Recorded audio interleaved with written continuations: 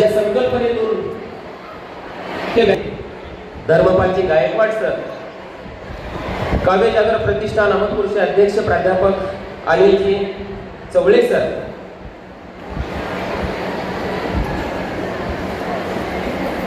या सर्वांना विनंती करतो आपण व्यासपीठावरती स्थानापन्न व्हावं.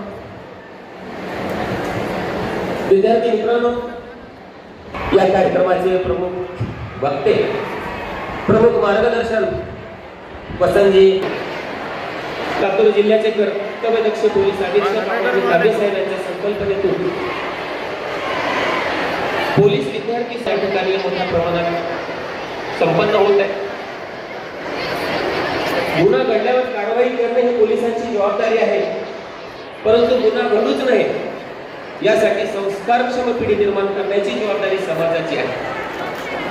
वसंत हंकारे सरांसारख्या मार्गदर्शनाची प्रभू आहे आणि हाच एक धागा घेऊन आज या ठिकाणी पोलीस अधीक्षक कार्यालय लातूर, उपविभागीय पोलीस अधिकारी कर्मचारी अहमदपूर, पोलीस शेतकऱ्याच्या बांधावर, सामाजिक चळवळीमध्ये आणि आता डायरेक्ट विद्यार्थ्यापर्यंत पोलीस विद्यार्थी संवाद यातून अनेक 10 कलमी कार्यक्रम जिल्ह्यावर राबवला जात आहे, ज्यामध्ये सायबर सुरक्षा, मुलींसाठीचे कायदे, मूल्य शिक्षण आहे, मोटार वाहन कायदा आहे, नशामुक्त विद्यार्थी. आज संपूर्ण आमच्या शाळेला नशामुक्त शपथ घेण्याची परिपत्रक शासनाचं आहे आणि कदाचित आमचा योग या ठिकाणी हंकारे सरांच्या वतीनं आजच्या या कार्यक्रमाची सुरुवात एक अत्यंत सुंदर आणि अर्थपूर्ण संकल्पनेने आपण करत आहोत. ज्यांना आज आईबाप समजून घेण्याचा संदेश देणार आहोत, त्याप्रमाणे निसर्गालाही समजून घेण्याची आणि जाणण्याची गरज आहे. अगदी आई बापासारखं आईबाप आयुष्यभर देत राहतात आणि झाडही आयुष्य माननीय अमोलजी तांबे साहेब यांच्या शुभ हस्ते झालेला आहे. यानंतर मान्यवरांचे लक्ष देऊन स्वागत करावं. अत्यंत संवेदनशील आणि सामाजिक उपक्रमाची संकल्पना देणारे सन्माननीय अमोलजी तांबे साहेब यांचे या ठिकाणी स्वागत होत आहे. आपणही टाळ्या वाजवून पुन्हा एकदा आपण साहेबांचे या ठिकाणी स्वागत करूया. याशिवाय आजचे व्याख्याते वसंतजी हंकारे सर यांचे या ठिकाणी स्वागत करावं.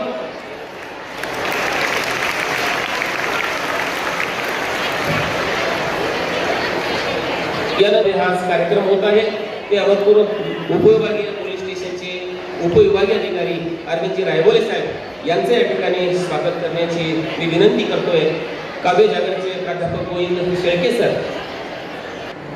या ठिकाणी महेंद्रजी खंडागळे साहेब आमच्या काव्य अहमदपूरमध्ये कायदा सुव्यवस्थेसोबत सांस्कृतिक चळवळ जगली पाहिजे, टिकली पाहिजे यासाठी प्रयत्न करणारे अरविंदजी रायबोले साहेबांचा या ठिकाणी सन्मान होतो आहे.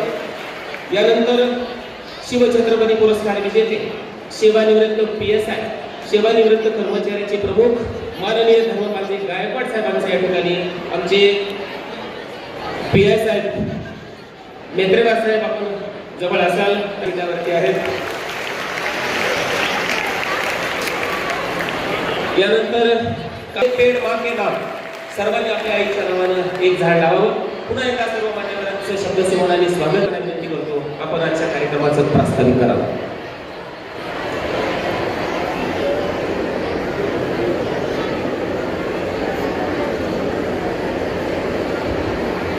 सर्वांना नमस्कार. दुसरी महत्वाची गोष्ट मला आपल्याला सांगायला आनंद आहे आणि अभिमान वाटतो. घडू शकले असते, खुनासारखे प्रकरण घडू शकले असते. पिढ्यानपिढ्याचे वाद माननीय साहेबांच्या या संकल्पनेतून सोडलेले आहेत आणि त्याचा दृश्य परिणाम म्हणजे गुन्ह्यांची संख्या लातूर जिल्ह्यामध्ये फार कमी झालेली आहे. आणि त्यानंतर सरांनी नेहमीच आम्हाला ब्रीफ करताना सांगत असतात की विद्यार्थ्यांच्या, पालकांच्या, तक्रारदाराच्या भूमिकेमध्ये जाऊन आपण शिरून त्यांच्या भूमिकेतून विचार करा, त्याशिवाय तुम्ही त्यांना न्याय देऊ शकणार नाही. आणि तीच कन्सेप्ट घेऊन आम्ही या ठिकाणी ह्या कार्यक्रमाचं नियोजन करण्याचे ठरवलं. यामध्ये काव्य जागर प्रतिष्ठानचे सर्व पदाधिकारी या ठिकाणी चवळे सर बसलेले आहेत, पण चवळे सरच आहेत असं नाही. मोहित कादरी सर आहेत, खंडागळे सर आहेत, शेट्टे सर आहेत, अनेक आहेत ज्यांचे नाव मी या ठिकाणी सर्वांची घेऊ शकत नाही. त्याच्याशिवाय गुन्हे घडू नये, एक चांगलं नागरिक म्हणून कायद्याचं पालन करणारे सुजाण नागरिक म्हणून विद्यार्थ्यांमध्ये ते व्यक्तिमत्व विकसित व्हावं याकरिता हा कार्यक्रम आयोजित करण्यात आलेला आहे. आणि या कार्यक्रमामध्ये ज्या गोष्टी ऐकलेल्या आहेत त्या इथून पुढे तुमच्या आयुष्यामध्ये जगण्यासाठी निश्चितच उपयोगी पडतील. ज्ञानेश्वर माऊलींच्या पसायदानातल्या 2 ओळी ऐकवून मी आपला निरोप घेतो. जे खळांची व्यंकटी सांडू तया सत्कर्मी रती वाढो, भूता परस्परे पडो मैत्र जीवांचे. जे जे दुर्जन आहेत त्यांचे दुर्गुण निघून जावं आणि सर्वांचे कल्याण व्हावं ही भूमिका पसायदानातून आलेली आहे. त्याच भूमिकेतून आजचा हा कार्यक्रम आम्ही आयोजित केलेला आहे.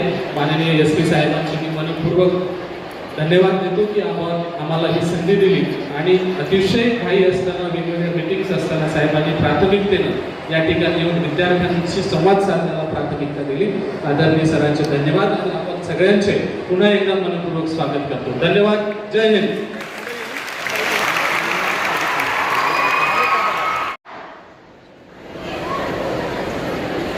आज मला खरंच कल्पना नव्हती की अहमदपूर शहरामध्ये DYSP अहमदपूर आणि पोलीस निरीक्षक अहमदपूर आणि त्यांच्या सहकाऱ्यांच्या वतीनं एवढा मोठा कार्यक्रम या ठिकाणी आयोजित केला जाणार आहे. वास्तविक 1 ऑगस्ट ते 30 सप्टेंबर असे 60 दिवस आम्ही लातूर शहर आणि लातूर जिल्ह्यातील तमाम सर्व शाळा, महाविद्यालय, कॉलेज आणि कोचिंग क्लासेसमध्ये शिकणाऱ्या सर्व विद्यार्थिनी बरोबर संवाद साधण्याचा त्या ठिकाणी पोलीस विद्यार्थी संवाद हा उपक्रम आयोजित केलेला आहे. या उपक्रमाअंतर्गत आमचे सगळे अधिकारी हे रोज कुठल्या ना कुठल्या शाळेमध्ये, महाविद्यालयामध्ये त्या ठिकाणी जातात, विद्यार्थ्यांशी संवाद साधतात आणि ही जी भारताची एक अत्यंत ताकदवान पिढी जी आता झेन झीच्या पलीकडं झेन अल्फा आहे, ही झेन अल्फा अत्यंत ताकदवान, तितकीच वेगवान अशी जी पिढी आहे जी आज शाळा महाविद्यालयामध्ये आहे. आणि शाळा महाविद्यालयातून बाहेर पडल्यानंतर या विकसित भारताचं जे स्वप्न आहे ते स्वप्न ज्यांच्या रूपानं खऱ्या अर्थानं पूर्ण होणार आहे अशी ही जी झेन अल्फा आहे त्यांच्याबरोबर संवाद साधण्यासाठी म्हणून आमचा हा एक प्रयत्न संपूर्ण लातूर जिल्ह्यामध्ये सुरू आहे. कार्यक्रमाचा एक भाग म्हणून DYSP श्री अजित रायगोले यांनी अहमदपूर शहरातील सर्व शाळा महाविद्यालयांना विनंती केली की या ठिकाणी एक कार्यक्रम करत आहोत आणि पोलीस तर आपल्याशी बोलतातच आहे, परंतु एक प्रखर वक्ता जो ज्याचं वक्तृत्व आणि ज्याचे बोल हे थेट तुमच्या मनापर्यंत, तुमच्या हृदयापर्यंत आणि तुमच्या डोक्यापर्यंत पोहोचतील अशा वक्त्यांना या ठिकाणी आणावं आणि त्यांचं वक्तृत्व, त्यांचे बोल, त्यांचे विचार तुमच्यापर्यंत पोहोचवावेत म्हणून आज एवढा मोठा राहिला आपलं मनपूर्वक स्वागत करतो. संघटनेचे श्री गायकवाडजी त्यांचंही मी या ठिकाणी मनपूर्वक असं आभार व्यक्त करतो की आपण या कार्यक्रमाच्या आयोजनामध्ये आमचा लातूर जिल्हा पोलीस दलाला हातभार या ठिकाणी लावला. मित्रमैत्रिणींनो, मी तुमचा फार वेळ घेणार नाही. मला कल्पना आहे की तुम्ही एका वर्गात बसला तरी शांत बसू शकत नाही. इथे तर एवढा मोठा हॉल आहे आणि ह्या हॉलमध्ये 10, 12, 15 शाळा महाविद्यालयातले वेगवेगळ्या वर्गातले विद्यार्थिनी एकत्र आल्यानंतर तुम्हाला शांत बसवणं आणि तुमच्या समोर बोलणं ही स्वतःच एक फार मोठी कसोटी आहे. वक्त्यांची हीच सगळ्यात मोठी ओळख आहे की जे आपल्या विद्यार्थ्यांसाठी जिथं जे चांगलं असेल ते त्या विद्यार्थ्यांपर्यंत पोहोचवण्यासाठी त्या विद्यार्थ्याला तिथे घेऊन जातात. मग गरज पडली तर ते कधी चांगल्या गोष्टी शाळेत आणतात आणि कधी गरज पडली तर विद्यार्थ्यांना त्या चांगल्या गोष्टीपर्यंत घेऊन जातात. तेच खरे हाडाचे शिक्षक आणि तेच खरे प्रामाणिक आणि चांगले शिक्षक असतात. आणि मी म्हणून सर्वप्रथम तुमच्या सगळ्या शिक्षकांचं या ठिकाणी मनपूर्वक असा आभार व्यक्त करतो. अभिनंदन, अत्यंत मेहनतीनं या सगळ्या विद्यार्थ्यांना इथपर्यंत घेऊन आला. आता आपल्या सगळ्यांना प्रश्न पडेल की स्टिच इन टाइम सेव्ह नाही, म्हणजे वेळेला जर आपण एखादा कपडा उसवला आणि जर त्या कपड्याला आपण वेळीच एक टाका घातला तर नंतर तो कपडा जो अजून जास्त उसवणार असतो किंवा फाटणार असतो त्याला परत 10 टाके घालायची आपल्याला गरज पडत नाही. स्टिच इन टाइम सेव्ह नाही, म्हणजे एक वेळेवर घातलेला टाका हा पुढचे 9 टाके वाचवतो. आणि म्हणून prevention is always better than cure.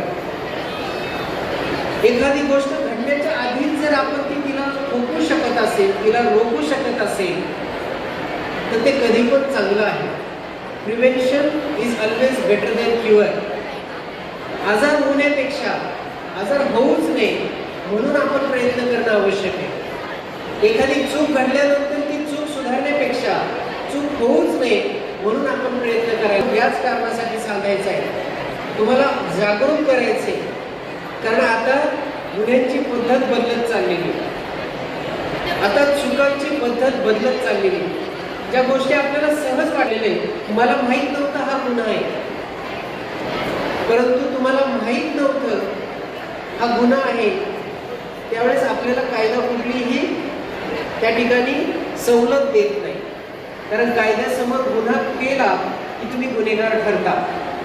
आणि मग त्यावेळेस आपण असं म्हणू शकत नाही की मला याचं ज्ञान नव्हतं. आज आपल्या भोवताली अशा अनेक गोष्टी आहेत. तुम्ही आज फेसबुक ओपन केलं, यूट्यूब ओपन केलं तर आज प्रत्येक विद्यार्थी, प्रत्येक मुलगा, प्रत्येक मुलगी आपल्या दिवसातले कित्येक तास हे केवळ हे रील बघण्यामध्ये घालवतात. आणि या रीलमध्ये काय पाहतो आपण, तर ज्या गोष्टी आपल्याला आवडतात त्याच गोष्टी सातत्याने आपल्याला समोर येत राहतात. आणि मग त्यातनं कळत नकळत त्याच गोष्टी आपल्याला खऱ्या वाटायला लागतात आणि आपण त्याच्या कधी आहारी जातो आपल्याला कळत पण नाही. आज लहान मुलांच्या दप्तरामध्ये जर चेक केलं तर 8वी 9वी 10वीच्या मुलाच्या दप्तरामध्ये चाकू सापडतो. का? त्याला माहीत नसतं किंवा त्याला कोणाला मारायचं पण नसतं, परंतु चाकू बाळगण्याला एक वेगळीच प्रसिद्धी आणि प्रतिष्ठा मिळते. किंवा आपल्याकडे चाकू असेल तर बाकीची लोक आपल्याला घाबरतात. या खोट्या प्रतिष्ठेपायी तो आपल्या दप्तरात असा चाकू बाळगतो आणि त्याला हे कळत नाही की ते चाकू बाळगणं हा गुन्हा आहे. बऱ्याच वेळा आपल्या सहकार्यांकडनं आपल्याला अशा चुकीच्या गोष्टी सांगितल्या जातात, करायला भाग पाडल्या जातात. आणि मग त्याच्यात कधी करतो, या व्यसनाच्या पूर्ततेसाठी आपण हळूहळू आपल्याच घरामध्ये चोर बनतो. कारण आपल्याला लागलेलं चुकीचं व्यसन आणि आपल्याला लागलेली चुकीची सवय याची पूर्तता करण्यासाठी पैशांची गरज असते. आणि जेव्हा हे पैसे आपल्याला मिळत नाही तेव्हा आपण सगळ्यात पहिलं जर चोरी कुठं करतो तर ती आपल्या घरात जाऊन चोरी करायला सुरू करतो. मग सुरुवातीला आपण आपल्या मम्मीची पर्समधले पैसे काढायला चालू करतो.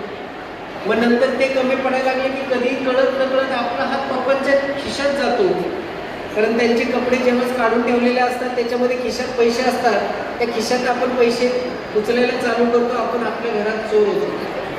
आणि मग हे जेव्हा वाढत जातं तेव्हा आपला हात कळत नकळत आपल्याच घरातल्या कपाटात जातो. आणि हे इतकं शातीरपणे आपण करायला शिकतो की आपल्या आईवडिलांना पण हे पटत नाही की माझा मुलगा चोरी करू शकतो.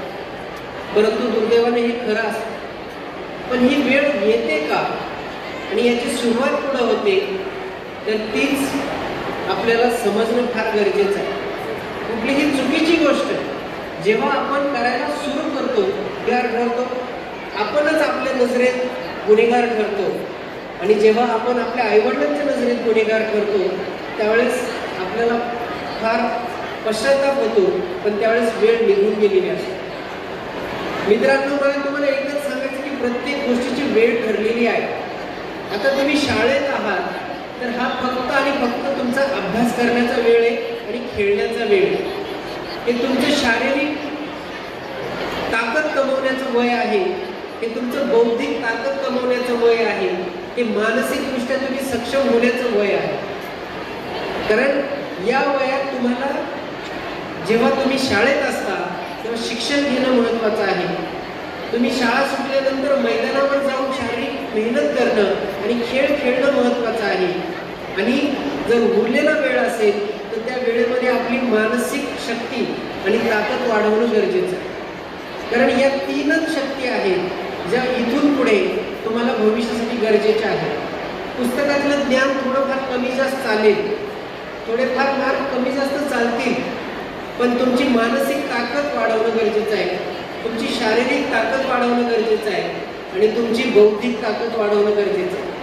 ती जर तुम्हाला असेल, आता बरेच विद्यार्थी मार्क किती आहेत तर 98%, 99%, परंतु जरा वातावरण चेंज झालं की लगेच याला सर्दी होतो, लगेच याला ताप येतो, लगेच हा आजारी पडतो.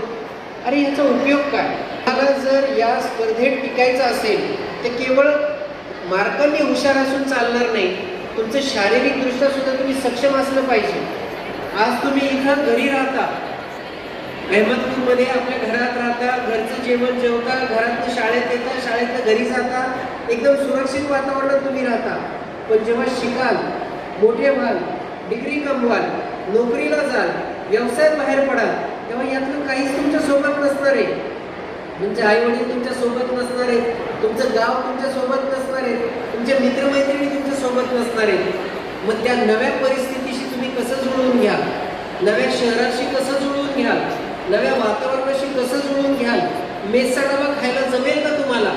मेसचा डबा खाऊन दिवसभर 12 तास अभ्यास करायला जमेल का तुम्हाला? तो जमेल जर तुम्ही मनाने कमजोर असाल आणि शरीराने सुदृढ असाल. आणि ही शरीराची ताकद ही याच वयात शाळेच्या मैदानावर तुम्हाला मिळू शकते. आणि म्हणून आज दुर्दैवानं शाळेची मैदानं ओस पडलेली आहे. जे आमच्या कालावधीमध्ये आम्हाला लिटरली शाळा सुटली की मैदानावर घेऊन जाण्यासाठी पालक यायचे आणि मारत मारत घरी घेऊन जायचं की आता अंधार पडला, आता तरी घरी चल. कारण इतकं ते अंगवळणी पडलं होतं. शाळा आणि शाळा झाली ती मैदान. परंतु आता दुर्दैवानं ओस पडलेली शाळेची मैदानं पाहिली की वाईट वाटतं की हे विद्यार्थी करतात काय उरलेल्या वेळामध्ये. आणि त्याच मैदानाच्या कडेकडेला कुठेतरी झाडाखाली बसून मोबाईलवर रील बघत बसणारी मुलं मुली बघितले की अजून जास्त दुःख होतं की यांचा प्रायोरिटी चुकतायत का? यांनी मैदानावर घाम काढणं आवश्यक असताना हे मोबाईलची स्क्रीन पाहून डोळ्याला ताण देण्यामध्ये यांना जास्त आनंद मिळतो. मित्रांनो, एक लक्षात ठेवा, योग्य वेळी योग्य गोष्ट करणं याच्याच खरा शहाणपणा आहे. तुमचं वय हे अत्यंत नाजूक वय आहे. मी अनेक ठिकाणी सांगतो, माहिती आहे कोणाला? टीनेज म्हणजे काय? टीनेज म्हणजे 13 to 19, करेक्ट. 13 वर्षापासून 19 वर्षापर्यंत जे वय आहे त्याला टीनेज म्हणतात. आणि म्हणून म्हणतात ना, हे टीनेजर्स आहेत. म्हणजे तुम्हाला टीनेजर्स म्हणतात कारण तुम्ही 13 ते 19 या वयोगटातले आहात. आणि मग हेच टीन एज जे आहे हे सगळ्यात संवेदनशील टीन एज आहे. या 13 ते 19 या वयामध्ये जर तुम्हाला चांगले संस्कार लागले, तुम्ही चांगल्या मार्गावर राहिला, तुम्ही चांगल्या दिशेने तुमचा प्रवास चालू ठेवला, तर तुम्हाला आयुष्यभर कधीही कुठल्याही अडचणीचा सामना करावा लागणार नाही. कितीही संकट आली तरी तुम्ही त्या संकटाचा मुकाबला करू शकाल. कारण या टीन एजमध्ये तुम्ही अत्यंत संवेदनशीलपणे आणि सतर्कपणे राहिलेला आहात. परंतु याच टीन एजमध्ये जर तुम्हाला चुकीची सवय, चुकीची संगत आणि चुकीचा मार्ग जर तुम्ही पत्करला, तर मात्र तुम्हाला परत रुळावर आणायला मात्र प्रचंड कष्ट करावे लागतात, प्रचंड मेहनत करावी लागते आणि ते अवघड पण आहे. आणि म्हणून या टीन एज मध्ये आपल्या सगळ्यांना खूप सतर्क राहण्याची गरज आहे. 13 ते 19 या टीन एज मध्ये तुम्हाला चांगली संगत, चांगल्या सवयी आणि चांगली दिशा. आता या चांगल्या संगतीमध्ये सुद्धा तुमच्या अवतीभोवतीचे मित्रमैत्रिणी यांचे खूप महत्त्वाचा रोल आहे. संगतीमुळे वाईट होण्याच्या दिशेने जाऊ शकतात आणि त्यामुळे तुमची संगत चांगली असेल हे पाहणं सुद्धा तुमचंच कर्तव्य आहे. तुमच्या सवयी सुद्धा चांगल्या असणं अपेक्षित आहे. आता चांगल्या सवयी म्हणजे काय तर लोक ऐकतो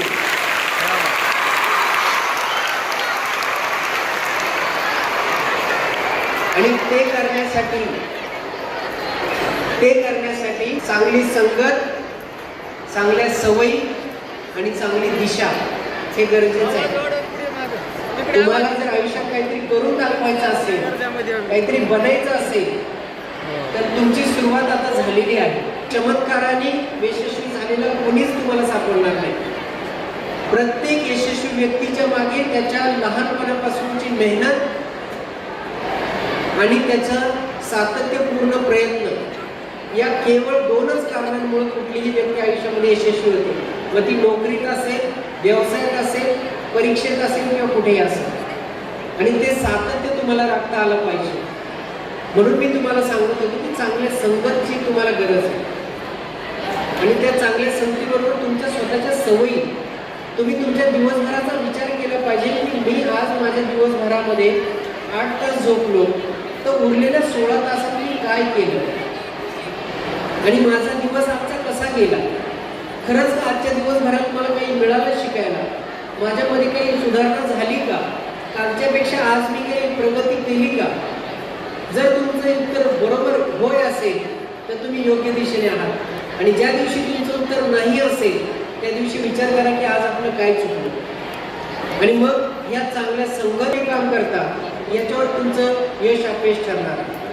आता शेवटी मी फक्त एकच महत्त्वाच्या अल्फा असाल, झेड असाल किंवा तुम्ही अजून कुणी आहात, तुमचे विचार आहेत, तुम्ही स्वतंत्र आहात. तुम्ही तुमच्या आयुष्यात निर्णय घेण्यासाठी तुम्हाला स्वातंत्र्य आहे. प्रत्येक व्यक्ती, प्रत्येक मुलगा, प्रत्येक मुलगी ही स्वतंत्र आहे. त्याचे विचार स्वतंत्र आहेत, त्याचे निर्णय सुद्धा स्वतंत्र असतील. पण एक लक्षात घ्या, स्वातंत्र्याचा अर्थ असा नाही की मी कोणालाच विचारणार नाही आणि मला कोणाला विचारायची गरज नाही. कृपया स्वातंत्र्याचा असा गैरअर्थ काढू नका. आज आमच्याकडे बरेच पालक येतात आणि अक्षरशः ते पालक आल्यानंतर त्यांच्या व्यथा, त्यांच्या वेदना ऐकल्यानंतर आम्हाला खूप वाईट वाटतं. ती आई ढसाढसा रडत असते, बाप हुंदके देत असतो आणि ते रडताना आणि हुंदके देताना बाप एवढंच म्हणत असतो की साहेब चुकलं काय आमचं आईबाप म्हणून. ज्या लेकीला आम्ही लहानाचं मोठं केलं, जिला शाळेत शिकवलं, तिला जे शिकायचं होतं ते शिकू दिलं, ज्या शाळेत जायचं होतं ते जाऊ दिलं, जे करायचं होतं ते करू दिलं, तिचे लाड प्यार, खाऊ, कपडे लत्ते सगळं केलं.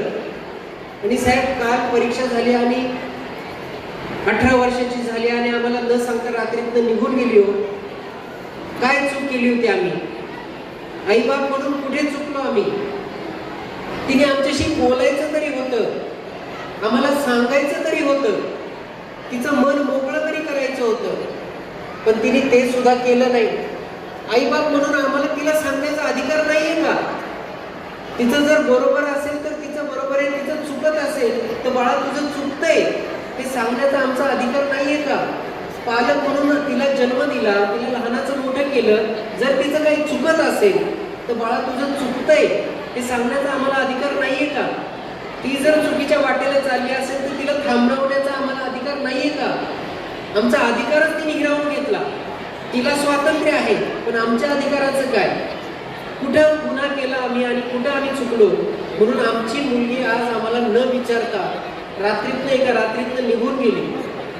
साहेब तिचं आयुष्य आहे, ती स्वतंत्र आहे, तिचा निर्णय घ्यायला ती स्वतंत्र आहे. आज 18 वर्षाची झालेली आहे, ती सज्ञान झालेली आहे. तिच्या स्वातंत्र्यावर आमचं काही किंमत नाही, पण आम्ही पालक म्हणून आमचं पण काहीतरी अधिकार होता ना, तिला समजावण्याचा, तिला सांगण्याचा, आमचं मत मांडण्याचं स्वातंत्र्य होतं ना, आमचं मत सुद्धा तिने ऐकलं नाही. त्यावेळेस फार वाईट वाटतं.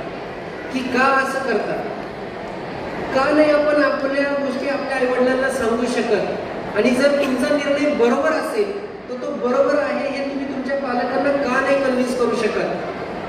कारण तुमचा निर्णय कुठेतरी चुकलेला असतो, तो निर्णय चुकीचा असतो, आणि तो चुकीचा निर्णय तुम्ही पालकांना सांगू शकत नाही, म्हणून तुम्ही चुकीचा मार्ग निवडता. आणि ज्यांनी आपल्याला जन्म दिला, ज्यांनी लहानाचं मोठं केलं, ज्यांनी आपले लाडपार केले, ज्यांनी आपल्यावर अतोनात आपल्याला डिग्री घ्यायची आहे, आपल्याला IAS व्हायचंय, आपल्याला IPS व्हायचंय, आपल्याला बिझनेसमॅन व्हायचंय, त्यानंतर बघूयात ना, आपण लग्न करायचंच आहे, योग्य वेळी आल्यावर करू, योग्य व्यक्तीशी करू. पण आज ते वेळ नाहीये तुमचं. आज तुमचं वय शिकण्याचं आहे, शिक्षण घेण्याचं आहे, स्वतःच्या पायावर उभं राहण्याचं आहे, आणि काहीतरी करून दाखवण्याचं वय आहे. आणि जेव्हा या वयामध्ये आपण चुकीच्या दिशेला आणि चुकीच्या मार्गाला जातो, तिथं आपण आपल्या स्वतःच्या आयुष्याचं नुकसान करत नाही, आपल्या कुटुंबाचं नुकसान करतो, आपण आपल्या जन्म देणाऱ्या आईवडिलांची फसवणूक करतो, आपण केवळ आपल्या एकट्याचं नुकसान नाही करत. आज बऱ्याच कुटुंबामध्ये असं आम्हाला पाहायला मिळतं की घरात 2 मुली असतात, एक मोठी मुलगी असते, असंच काहीतरी करते, निघून जाते, आणि त्याची बारकी बहीण ही त्या घरात असते आणि तिचं शिक्षण बंद होतं. पालकांना विचारलं जातं की का हिला शिकायला पाठवत नाही, ते सांगतात साहेब मोठं खूप काहीतरी करून दाखवण्यासाठी आपल्याला दिलेलं आहे. आज आपण किमान सगळ्यांनी हा विचार करा की आपल्याला एका चांगल्या कुटुंबात जन्म मिळाला, आपल्याला 2 हात, 2 पाय, 2 डोळे, कान सगळं व्यवस्थित शाबूत आहे. आज लोकांना शिकायला मिळत नाही, आपल्याला शिकायला मिळतंय. आज लोकांना 2 टायमाचं खायला मिळत नाही, आपल्याला आई वडील 2 टायमाला खायला देत आहेत. आपल्याला दप्तर, पाटी, पुस्तक, वही, पेन्सिल, एवढंच काय टॅब पासून सगळ्या गोष्टी देत आहेत. तुम्हाला शिकायचे तर क्लासला ऍडमिशन घेऊन देत आहेत, तुमची फी भरता येते.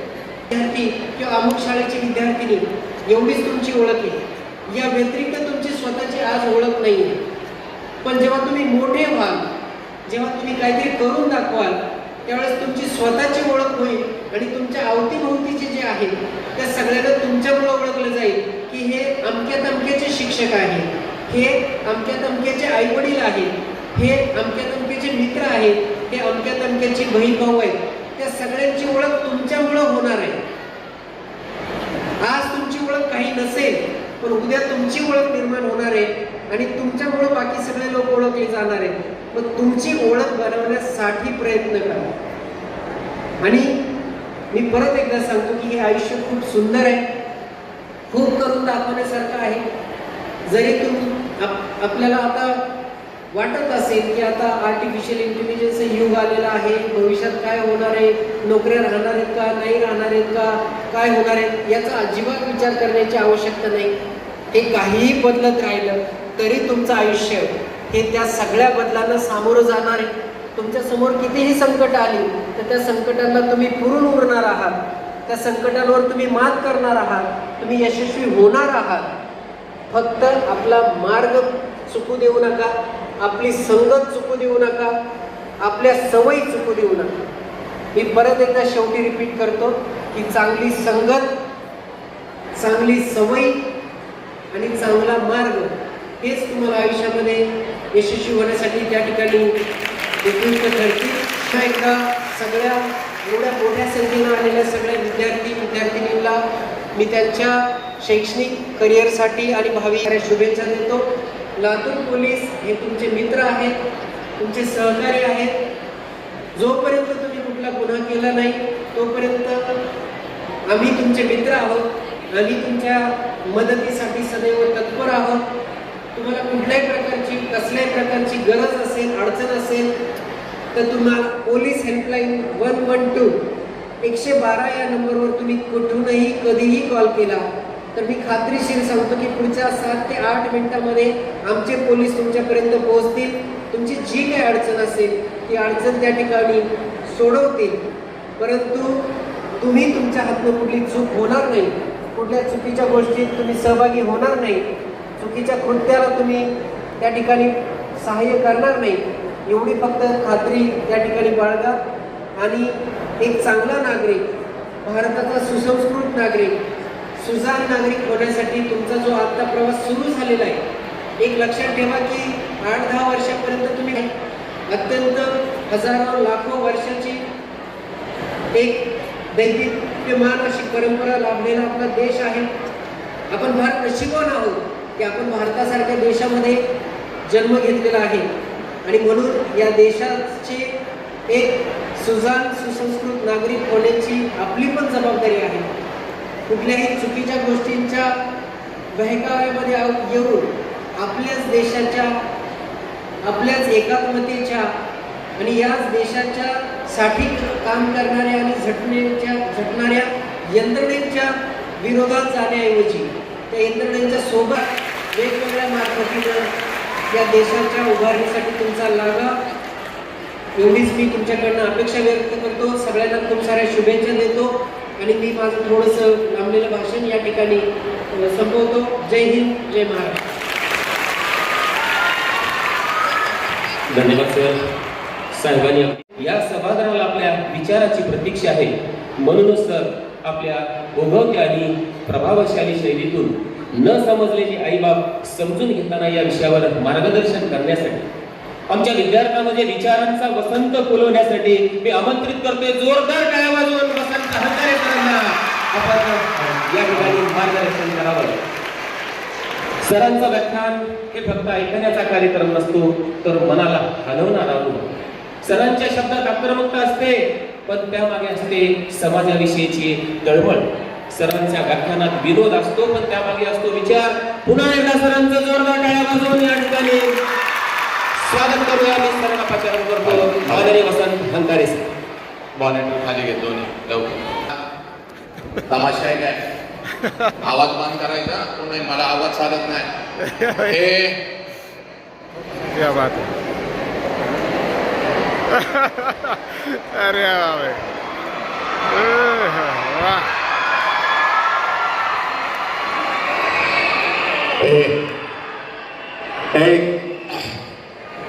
आवाज बंद.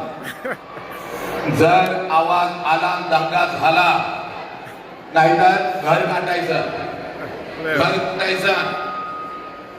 तमाशाला आला नाही नालायक ना. तुला काय लाज वाटते का रे? हरामखोर. एक छुपा कॅमेरा तुमच्यावर आहे आणि जर मला कोणाचा दंगा दिसला तर याद राखा नालायकानो, तमाशाला आलाय काय रे? बंद आवाज. तुला सांगतोय मी, आवाज बंद कर. मी जर परत इकडे आलो तर माझ्यासारखा वाईट कोण नाही. Hi hi hi hi hi. Very good. Hi. याला इकडे दे रे, माझ्या दिशेने दे. याला इथं घे तू. हा, याला इथं घे. लवकर घे, वेळ कमी. हॅलो, माझा कान कुठं आहे? बॅग काढ. लेकरा, ही बॅग काढ.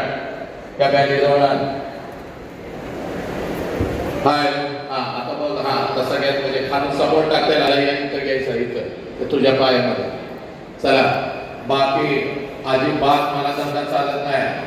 कोणी सुद्धा दंगा करायचा नाही. माझ्याकडे 3 कॅमेरे आहेत, मला दिसता येईल इथं. आणि त्या हलका मला जर या स्क्रीनवर दिसला इथं, माझ्यासारखा वाईट माणूस कोण नाही.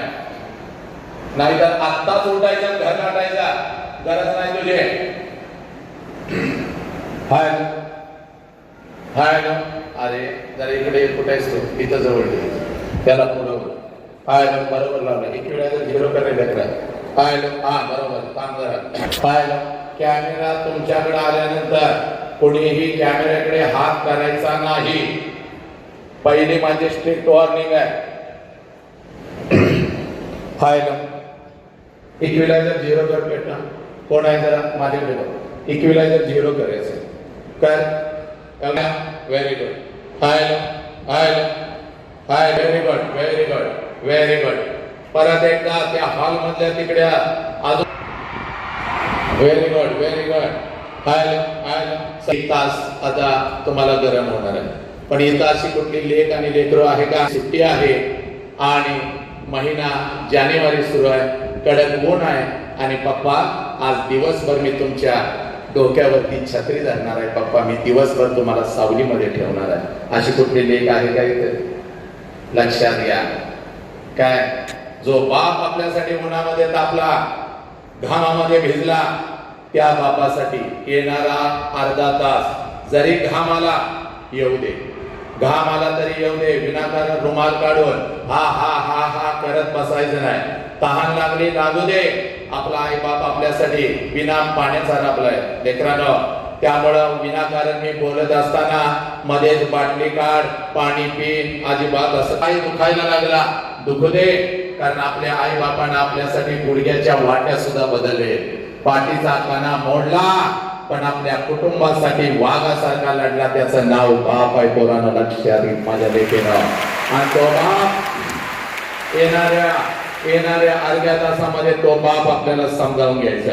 त्यामुळे कोणी दंगा करायचा नाही. यासाठी लक्षात घ्या, तास तास 2-2, 3-3 तास बसता, त्यावेळेला तुम्हाला काय होत नाही. तर आता जरा त्रास जरी व्हायला लागला तरी सुद्धा शांत बसायचं. पण कोणाला चक्कर येते असं काय वाटलं, दंगा करायचा नाही, ही आपली संस्कृती आहे. तुम्ही काय तमाशाला कुठल्या दुसऱ्या कार्यक्रमाला नाही विनाकारण ओरडणार.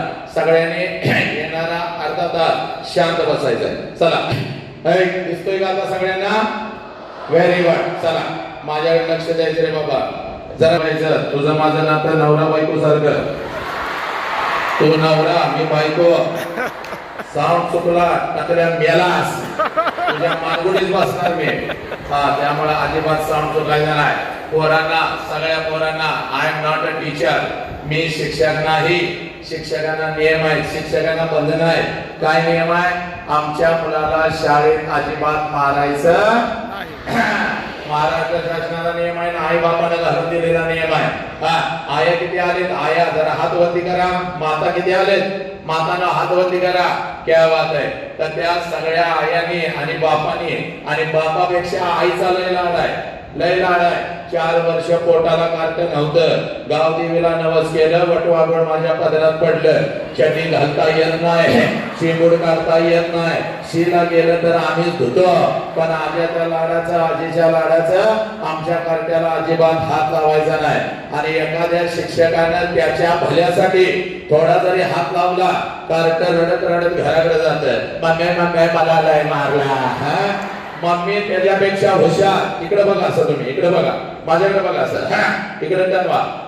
मम्मी त्याच्यापेक्षा हुशार. लगेच फेर अँड लवली लावून, पाऊंड्स पावडर थापून तारा त्या मुख्याध्यापकाच्या केबिन मध्ये कोणी मारलं माझ्या नवसाच्या दिवसाला. पोरांनो, मी शिक्षक नाही. माझ्या डाव्या हाताला बसलेल्या कार्ट्यानं जर कोणी दंगा केला आणि या स्क्रीनवर जर मला कोण दिसलं, कळतोय का कार्ट्यानं? एका रपाट्या जागेवर चटी वली म्हणजे काल नांदेडला एकाला रपाटा पडलाय, त्याला बोनस मिळाला. उडून वली. आणि मी लय तुडवतोय. माझं रेकॉर्ड आहे या महाराष्ट्रात नाही, आता देशभर रेकॉर्ड आहे. त्यामुळे सगळ्यांनी शांत बसायचा. आला हसाय, बिंदास हसायचा. हसायला काही पैसे द्यावे लागतात का? काय द्यायचे आहेत का? जे काही पैसे द्यायचे, आमच्या अरविंद साहेबांनी कालच माझ्या अकाउंटला पैसे टाकले, पण चुकून त्यांनी बायकोच्या अकाउंटला टाकले. त्यामुळे सगळा परत घोळ झालेला आहे माझा. पण तुम्ही टेन्शन घ्यायचं कसं तरी करा. हॉलमधल्या गार्ड्यावर दिसण्यात आलाय तुम्ही स्क्रीनवर. मला टाळ्या वाजवा जरा, टाळ्या वाजवा पलीकडची बोला. बरोबर वाजवली. आता काय विषय भावनिक आहे, डोळ्यामध्ये पाणी येतं. आता माझ्या डोळ्यात पाणी नाही आलं, शेजारीच्या आलं, मग तिच्याकडे बघून हसायचं नाही. पोरांनो, कुठल्या मुली स्क्रीनवर रडताना दिसल्या तर उगाच दंगा तिथं करायचा नाही. तुम्हाला परत एकदा सांगतोय, सगळ्यांनी एकदम शांत बसायचं. रील बनवणारी कोण आहे? विनाकारण दंगा करत असलं काय करायचं नाही. सगळे कुठेही तुम्ही फिरू शकता. ते गिंबल माझ्या खाली खुर्ची तांगड्यात काय घालायचं नाही.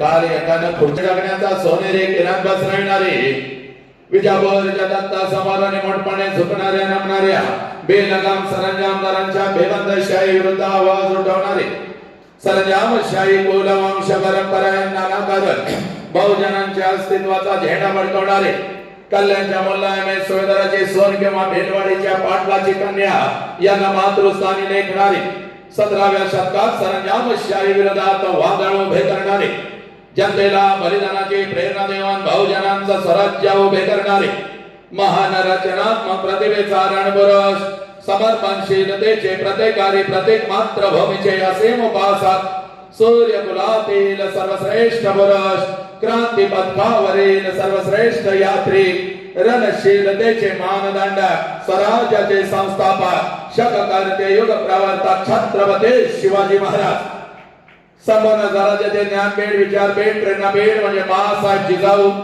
स्वराज्याचे स्वप्न पाहून ते छत्रपती शिवाजी महाराजांच्या मनावरती कोरणारे आमचे आबासाहेब म्हणजे शहाजीराजे भोसले बुद्धिमान पराक्रमी अभ्यासू जिज्ञासू चारित्र्य संपन्न आणि छत्रपती शिवाजी महाराज यांनी तयार केलेले शिवराज्य शिवनीती आणि शिवधर्माच्या रक्षणासाठी अखेरपर्यंत लढणारे आमचे शंभूराजे शिक्षणाचे ज्ञान गंगा जनसामान्यांच्या घरापर्यंत गरगरिबांच्या हृदयापर्यंत पोहोचवणारी आमचे महात्मा ज्योतिराव फुले क्रांतीज्योती सावित्री आई कमवानी शिका महामंत्र मुलांच्या मनामध्ये रुजवून त्यांच्यात माणूस जागे करणारे आमचे कर्मवीर भाऊराव पाटील माऊमेना होणे आम्ही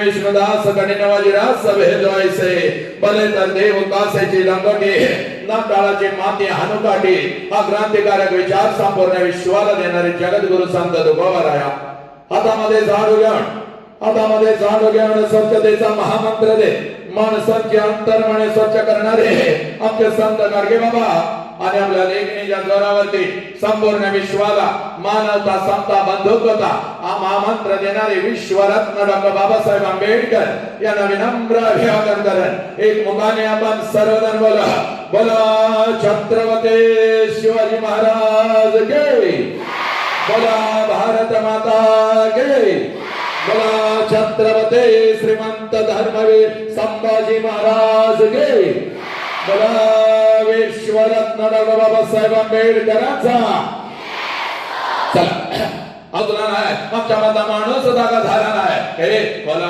तर साऱ्या माणूस शोधतो मी गर्दीत माणसाच्या माणूस शोधतो मी हे प्रचंड गर्दी या राष्ट्रामध्ये झाली पण कुठेतरी आमच्या मधला माणूस आणि माणूस की हरवत चालली आज या मातीमध्ये 4 वर्षाच्या लेकीवर अत्याचार होतो आज एखादा हरामखोर हातामध्ये कविता घेतो माझ्या लेकीच्या शरीरावरती तुडून पडतो आज 13-14 वर्षाच्या लेकीवर 30 नराधम तुडून पडू लागले उच्च शिक्षणासाठी आमची मुलं मोठमोठ्या शहरामध्ये जाऊ लागले हातामध्ये दारू ग्लास आणि खिशामध्ये गांजाच्या पुड्या ठेवू लागली हे 10वीचा पोरगा हातामध्ये सुरा घेऊन हे मित्रांचा फोन करू लागला हे आणि 17-18 वर्षाची लेक आई बापाच्या आबरूची लक्तर वेशीवर टांगू लागली का कारण आमच्या मधला माणूस कुठतर हरवत चालला हे माझ्या लेकरानं ही माती कोणाची याचा विसर तुम्हाला पडला ही माती कोणाची ही माती माझ्या बुद्धांची ही माती माझ्या महावीरांची ही माती माझ्या जगज्योती बसवेश्वरांची ही माती माझ्या छत्रपती शिवाजी राजांची ही माती माझ्या कबीरांची ही माती माझ्या रामप्रसाद बिस्मिल्ला यांची ही माती माझ्या 23 वर्षाच्या भगत सिंगांची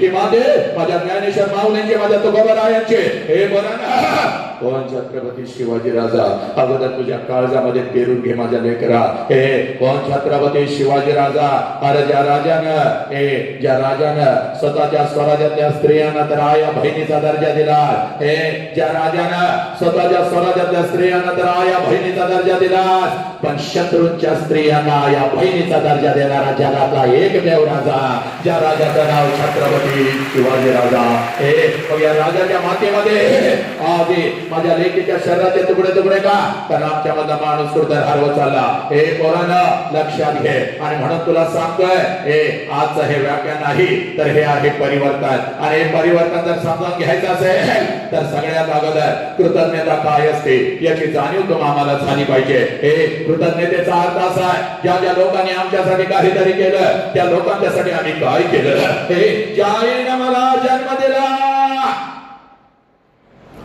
त्या आईसाठी मी काय केलं आणि ज्या बापाने मला जन्म दिला त्या बापासाठी मी काय केलं ज्या मातेमध्ये मी वाढलो ज्या मातेमध्ये मी घडलो ज्या मातेनं माझ्या पंखांना बळ दिलं, उडण्याचं सामर्थ्य दिलं, त्या मातेसाठी मी काय केलं? पोरांनो, या परिवर्तनाच्या सुरुवातीला मुखातून नाव आलं तर माझ्या छत्रपती शिवाजी राजांचा, माझ्या आऊजी जाऊचा, माझ्या गाडगे बाबांचा. हे पोरांनो, जेव्हा जेव्हा या महामानवांचा प्रश्न आहे, अंगात रक्त उसळलं पाहिजे. जेव्हा जेव्हा आई बापाचा प्रश्न आहे, अंगात रक्त उसळलं पाहिजे.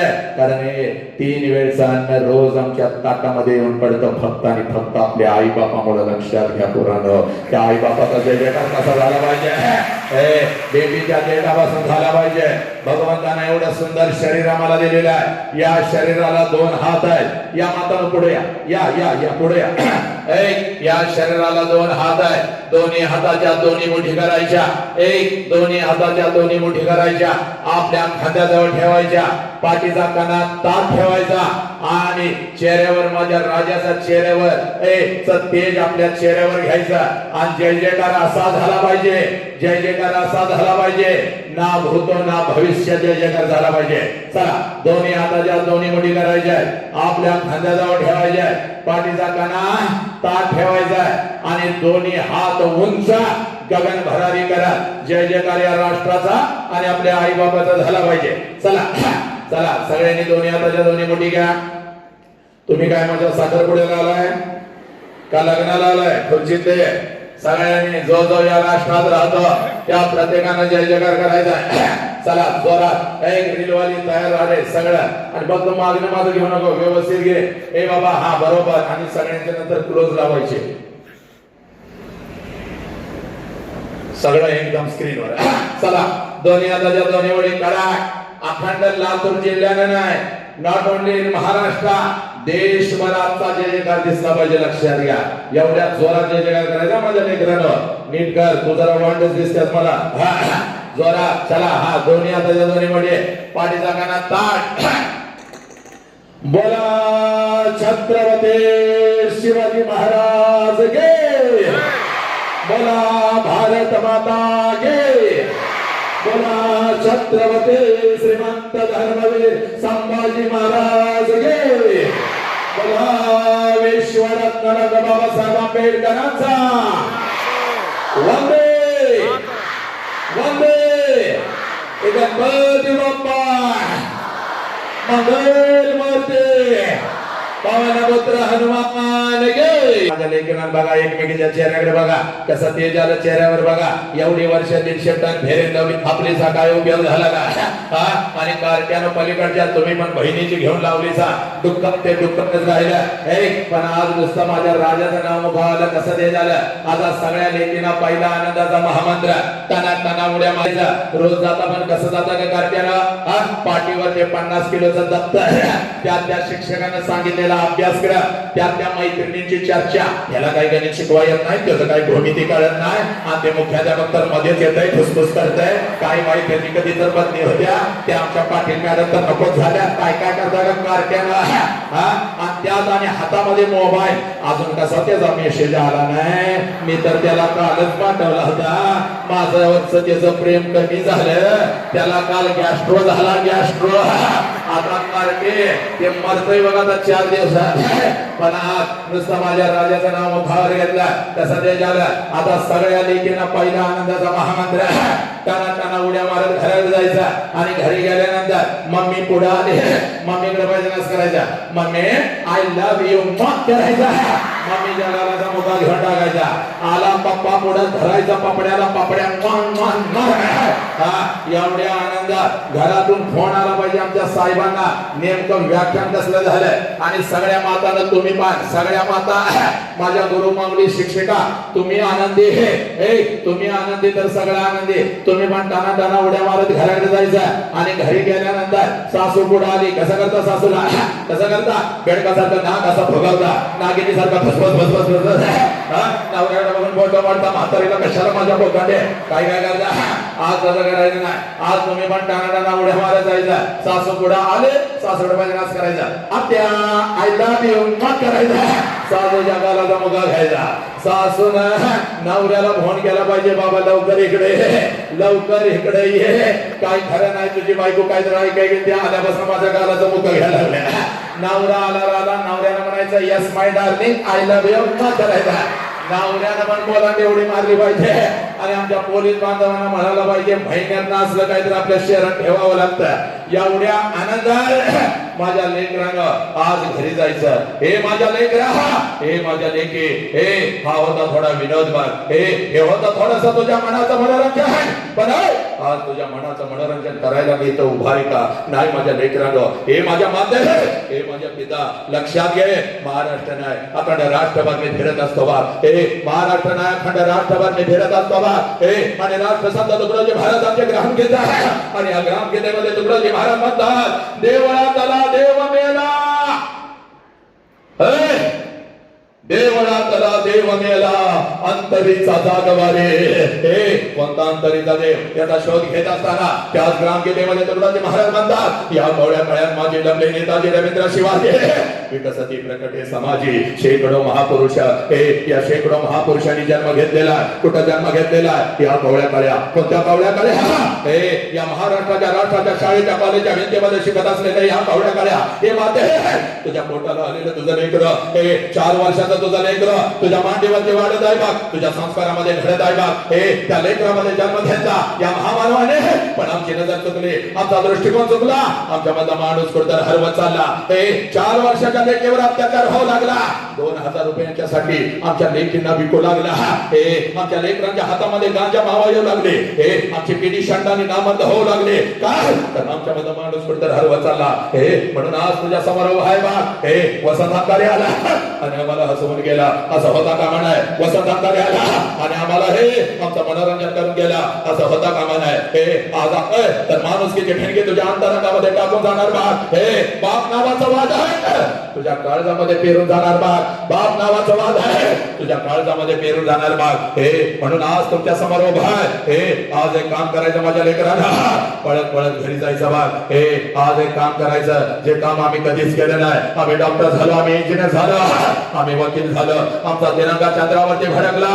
हे पण ज्या आई बापाने आम्हाला जन्म दिला तो आई बाप मात्र कुठेतरी वेदनेमध्ये सडू लागला. हे म्हणून आज तुला सांगतोय बाग, तुझं वय कितीही वर्षाचं असू दे, हे तुझं वय कितीही वर्षाचं असू दे, हे माझ्या लेखी आज पळत पळत घरी जायचं बाग. हे आज पळत पळत घरी जायचं. हे त्या आईच्या नजरेमध्ये नजर घालायची, त्या आईच्या नजरेमध्ये नजर घालायचे आणि त्या आईला आज पहिला प्रश्न विचारायचा. हे माझ्या पोरीनं, जो प्रश्न तुम्ही तुमच्या आईला कधीच विचारला नाही, हे त्या आईची वेदना आम्हाला कधीच कळाली नाही, त्या बापाची वेदना आम्हाला कधीच कळाली नाही. म्हणून माझ्या लेकीला मी तुम्हाला सांगतो, पळत पळत आज घरी जायचा बाग. त्या आईच्या नजरेमध्ये नजर घालायची बाग. त्या आईला आज पहिला प्रश्न विचारायचा, आहे 9 महिने 9 दिवस आई तू मला तुझ्या उदरामध्ये ठेवलंस आई. हे आहे 9 महिने 9 दिवस तू मला तुझ्या उदरामध्ये ठेवलंस. आणि ज्या वेळेला आई तू मला जन्म देत होतीस त्यावेळेला आई तुला किती यातना होत होत्या ग आई, तुला किती वेदना होत होत्या. हे पोरांनो, पळत पळत आज घरी जायचं बघ. हे त्या आईच्या नजरेमध्ये नजर घालायची बघ. त्या आईला हा प्रश्न विचारायचा. आणि माझ्या पोरानं, माझ्या लेकीनं, ज्या क्षणाला हा प्रश्न तुम्ही तुमच्या आईला विचाराल, हे टच करून पाणी तिच्या डोळ्यामध्ये येईल बघ. हंबरडा फोडल ती माऊली, तुझ्या गळ्यामध्ये पडल बघ ती माऊली. कारण पोरीनं 9 महिने 9 दिवस ज्या वेळेला ती आई तुम्हा आम्हाला या उदरामध्ये ठेवत असते आणि ज्या वेळेला ती माऊली तुम्हा आम्हाला जन्म देत असते, हे या विश्वातल्या कितीतरी आयांनी आपला शेवटचा श्वास घेतलाय पोरी. या विश्वातल्या कितीतरी आया श्वास घेतलाय. हे ती अंबरडा फोडत असते, ती टाचा घासत असते, ती अंबरडा फोडत असते, ती टाचा घासत असते. आणि समोर उभ्या असलेल्या त्या डॉक्टरांना ती माऊली सांगत असते, साहेब माझा जीव गेला तरी चालेल साहेब, पण माझ्या पोटचं पोरग मात्र वाचलं पाहिजे साहेब, माझ्या पोटचं पोरग मात्र वाचलं पाहिजे साहेब. 9 महिने 9 दिवस नाव महिने नाव दिवस साहेब या लेकराला मी या उदरामध्ये ठेवलं साहेब. साहेब प्रत्येक क्षणाला मी या लेकराची वाट बघते साहेब. कधी एकदाच हे लेकर माझ्या उदरातून माझ्या तळ हातावरती येत आणि कधी एकदाच हे लेकर त्या लेकराला मी डोळं भरून पाहते साहेब. त्या लेकराला मला नाही पाहता आलं तरी चालेल, पण माझ्या लेकरानं मात्र हे जग नक्की पाहिलं पाहिजे साहेब. माझ्या लेकराला मात्र हे जग नक्की पाहिलं पाहिजे. माझ्या लेकराला ती आई तुम्हाला कळाली का? याच आईला तुम्ही म्हणता तुला काय कळतं ग? याच आईला तुम्ही म्हणता जन्माला घालून काय उपकार केलेस का? नालायकाना सगळं काय कळतं बघ या माऊलीला. सगळं काय कळतं या माऊलीला. म्हणून 3 वेळचं अन्न रोज तुमच्या ताटामध्ये येऊन पडतं पोरानो. 103 ताप त्या माऊलीच्या अंगामध्ये असतो बघ. 103 ताप त्या माऊलीच्या अंगामध्ये असतो. तरी सुद्धा सकाळी 6 वाजता उठून तुम्हाला ती शाळेसाठी आणि कॉलेजसाठी डबा करून देते. कारण का आज जर माझ्या लेकराला मी डबा नाही करून दिला तर माझं लेकर दिवसभर दुसऱ्याच्या डब्याकडे बघत बसल. माझं लेकर दिवसभर उपाशी राहील. माझं लेकर बाहेरचं काहीतरी खाईल. 103 ताप त्या माऊलीच्या अंगामध्ये असतो. तरी सुद्धा सकाळी 6 वाजता उठून तुम्हाला ती शाळेसाठी आणि कॉलेजसाठी डबा करून देते. आई तुम्हाला कळाली का? नाही कळाले. म्हणून आज लेकी तुझ्या समोर उभा आहे. This is not a lecture, this is the transformation you have to change today. And I am not talking with your brain, today I am talking with your heart. हृदयाचा हृदयाशी संवाद माझ्या लेकीला, माझ्या लेकरानं. बाप the biggest education in this world, जगातलं सगळ्यात मोठं शिक्षण आज तुझ्या काळजावरती पेरतो. ज्या क्षणाला पोरा तुझा जन्म झाला,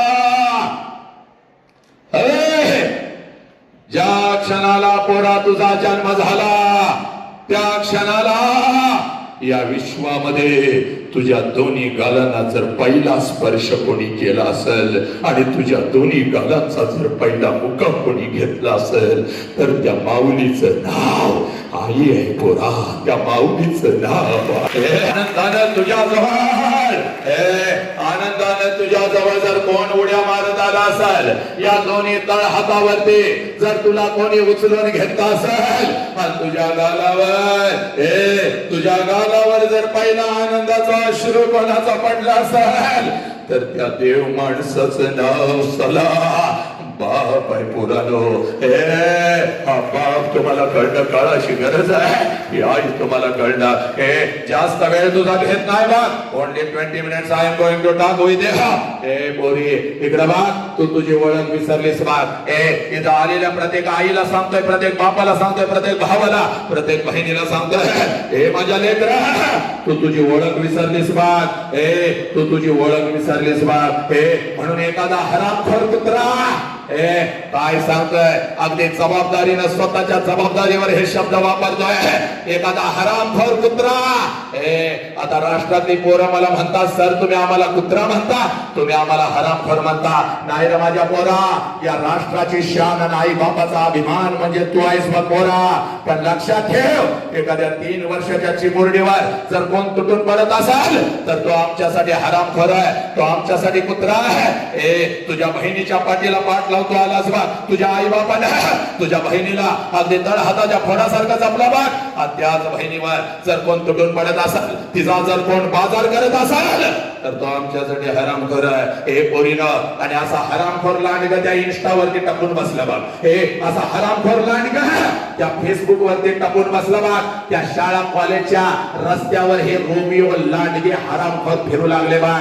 कधी एकदाचे तू त्याच्या जाळ्यामध्ये येतेस, कधी एकदाचा तो तुझ्या शरीराचा उपभोग घेतो आणि कधी एकदाचे तुझे अश्लील व्हिडिओ तो बनवतो आणि सोशल मीडियावरती कधी एकदाचा टाकतो. तुझ्या शरीराची वारंवार मागणी कधी एकदाचा तो करतो. पुढे असं लांडगत तुटून बसला बघ, तुटून पडला बघ. आणि हे सगळं का होतंय, कारण you forgot you forgot who you is here. तू कोण आहेस याची तुला विसर पडला आणि तो ती जाणीव तुला करून देतो का पोरी. 2 मार्क्स कमी पडले तर चालते पण ही ओळख कधी विसरायची नाही बघ माझ्या लेकरा. ही ओळख कधी विसरायची नाही बघ. पोरी पुण्याच्या